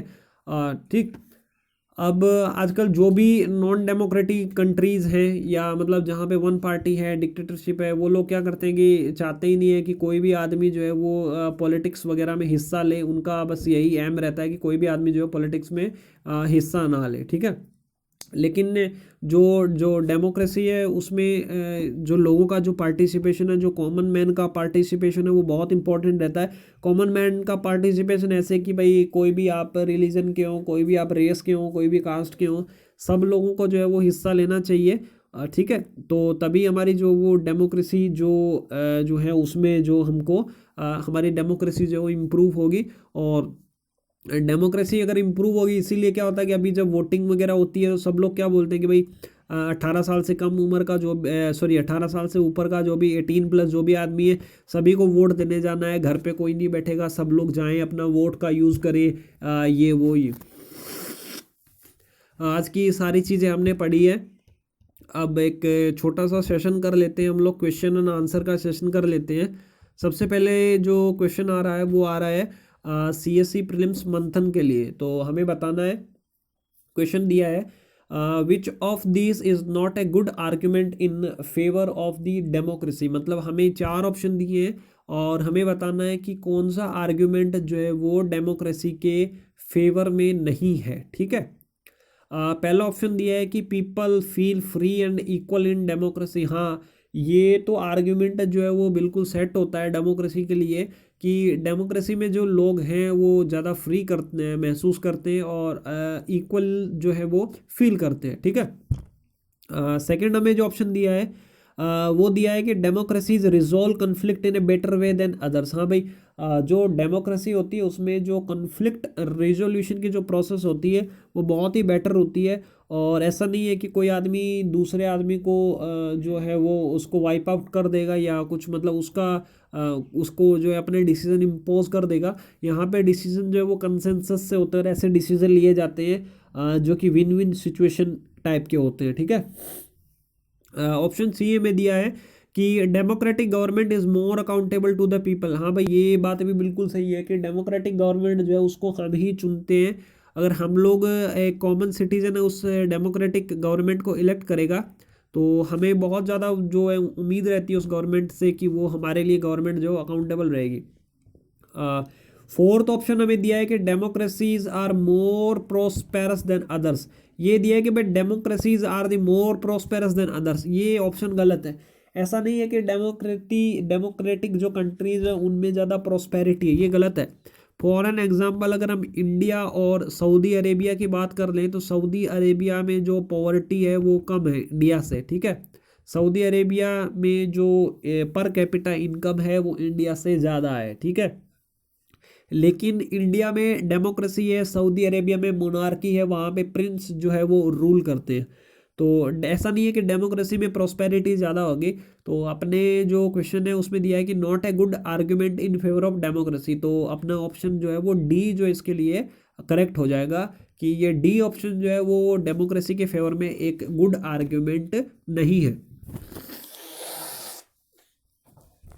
एक छोटा सा क्वेश्चन देख लेते हैं जो कि अपने सीएससी मेंस मंथन के लिए है, ठीक है।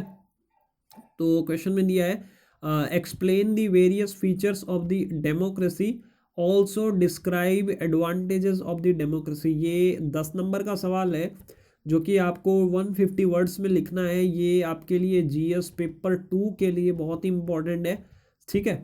तो सबसे पहले कैसे इसको लिखा जाएगा, तो डेमोक्रेसी की जो सबसे एक फेमस डेफिनेशन है उससे हम लोग स्टार्ट कर सकते हैं कि democracy is the for the people bye the people and, ठीक है, मतलब जनता के लिए, जनता के द्वारा, जनता के लिए। इस टाइप की जो डेफिनेशन है जो कि अब्राहम लिंकन ने दी है वो उसको लिख सकते हैं। अगर आपको कोई और डेफिनेशन आती है तो आप उसको भी लिख सकते हैं। ये अपना स्टार्टिंग हो जाएगा। ऐसे हम इसको जो है वो स्टार्ट कर सकते हैं अपने क्वेश्चन को, ठीक है। फिर उसके बाद हमें जो है वो बताना है कि फीचर्स बताने हैं। तो फिर आपको कैपिटल में लिख देना है कि these are the features of the democracy. अब उसमें डेमोक्रेसी में हम जो फीचर स्टार्ट करेंगे, सबसे पहला फीचर जो डेमोक्रेसी का वो हो जाएगा कि यहाँ पे जो है वो इलेक्शंस होते हैं, ठीक है, मतलब हमेशा रेगुलर इलेक्शंस होते हैं। सेकंड फीचर हो जाएगा कि जो इलेक्शन वगैरह जो होते हैं वो फ्री एंड फेयर होते हैं। ऐसा नहीं है कि मतलब एक पार्टी ही जो वो जीतेगी और दूसरी पार्टियां जो वो हार जाएंगी, ऐसा नहीं है। तीसरा जो है कि डेमोक्रेसी में जो भी क्या होगा कि हर आदमी को 1 पर्सन 1 वोट इस टाइप से और 1 वैल्यू, यानी कि हर आदमी को एक ही वोट मिलेगा, ठीक है, और एक ही ये सब मिलेगा, ये सारी चीज़ें। तो ये सब फीचर जो है वो डेमोक्रेसी के हो गए। अब हमको बताना है कि एडवांटेजेस बताने की एक तो क्या है कि डेमोक्रेसी में जो डिसीजन लिए जाते हैं उन डिसीजंस में जो क्वालिटी मेकिंग होती है वो बहुत ज़्यादा, सॉरी, क्वालिटी जो है वो ज़्यादा होती है डिसीजन मेकिंग में। सेकंड क्या होता है कि कोई अगर मान लीजिए कि डिसीजन मेकिंग में कोई एरर हो जाए तो उस एरर को भी हम लोग जो है वो रेक्टिफाई कर सकते हैं, ठीक है, ये हमारे पास चांसेस रहते हैं। थर्ड ये हो गया कि जो ह्यूमन डिग्निटी है, जो इंसान की जो डिग्निटी है वो बहुत इंश्योर करते हैं, क्योंकि पॉलिटिकल इक्वालिटी होती है 1 person 1 vote and every vote shall have the equal value. So it ensures the political equality and the dignity of a human being, ठीक है, dignity of the citizen. And the fourth one is the कि भाई जो democracy है उसमें conflict resolution जो है उसकी प्रोसेस जो बहुत स्मूथ होती है, ठीक है। फिफ्थ है कि डेमोक्रेसी में जो है जो अकाउंटेबल होती है, जो भी गवर्नमेंट होती है वो लोगों के लिए अकाउंटेबल होती है। अगर कोई डिसीजन गवर्नमेंट ले ले, अगर कुछ जो कि अगेंस्ट है, लोगों के अगेंस्ट है, तो गवर्नमेंट लोग जो है वो गवर्नमेंट को फोर्स कर सकते हैं कि कंपेल कर सकते हैं कि आप इस डिसीजन को जो है वो चेंज करिए। इन केस अगर आप इसको चेंज नहीं करना चाह रहे हैं तो लोग जो है वो सरकार को ही नेक्स्ट इलेक्शंस में चेंज कर सकते हैं। तो ये सारी चीज़ें हमने जो देखी थी कि डेमोक्रेसी क्या होती है, ठीक है, डेमोक्रेसी क्या क्या फीचर होते हैं, फिर डेमोक्रेसी के एडवांटेजेस भी हमने देखे हैं, और साथ साथ में हमने देखा है कि डेमोक्रेसी के मतलब आर्ग्यूमेंट क्या क्या है डेमोक्रेसी के फेवर में।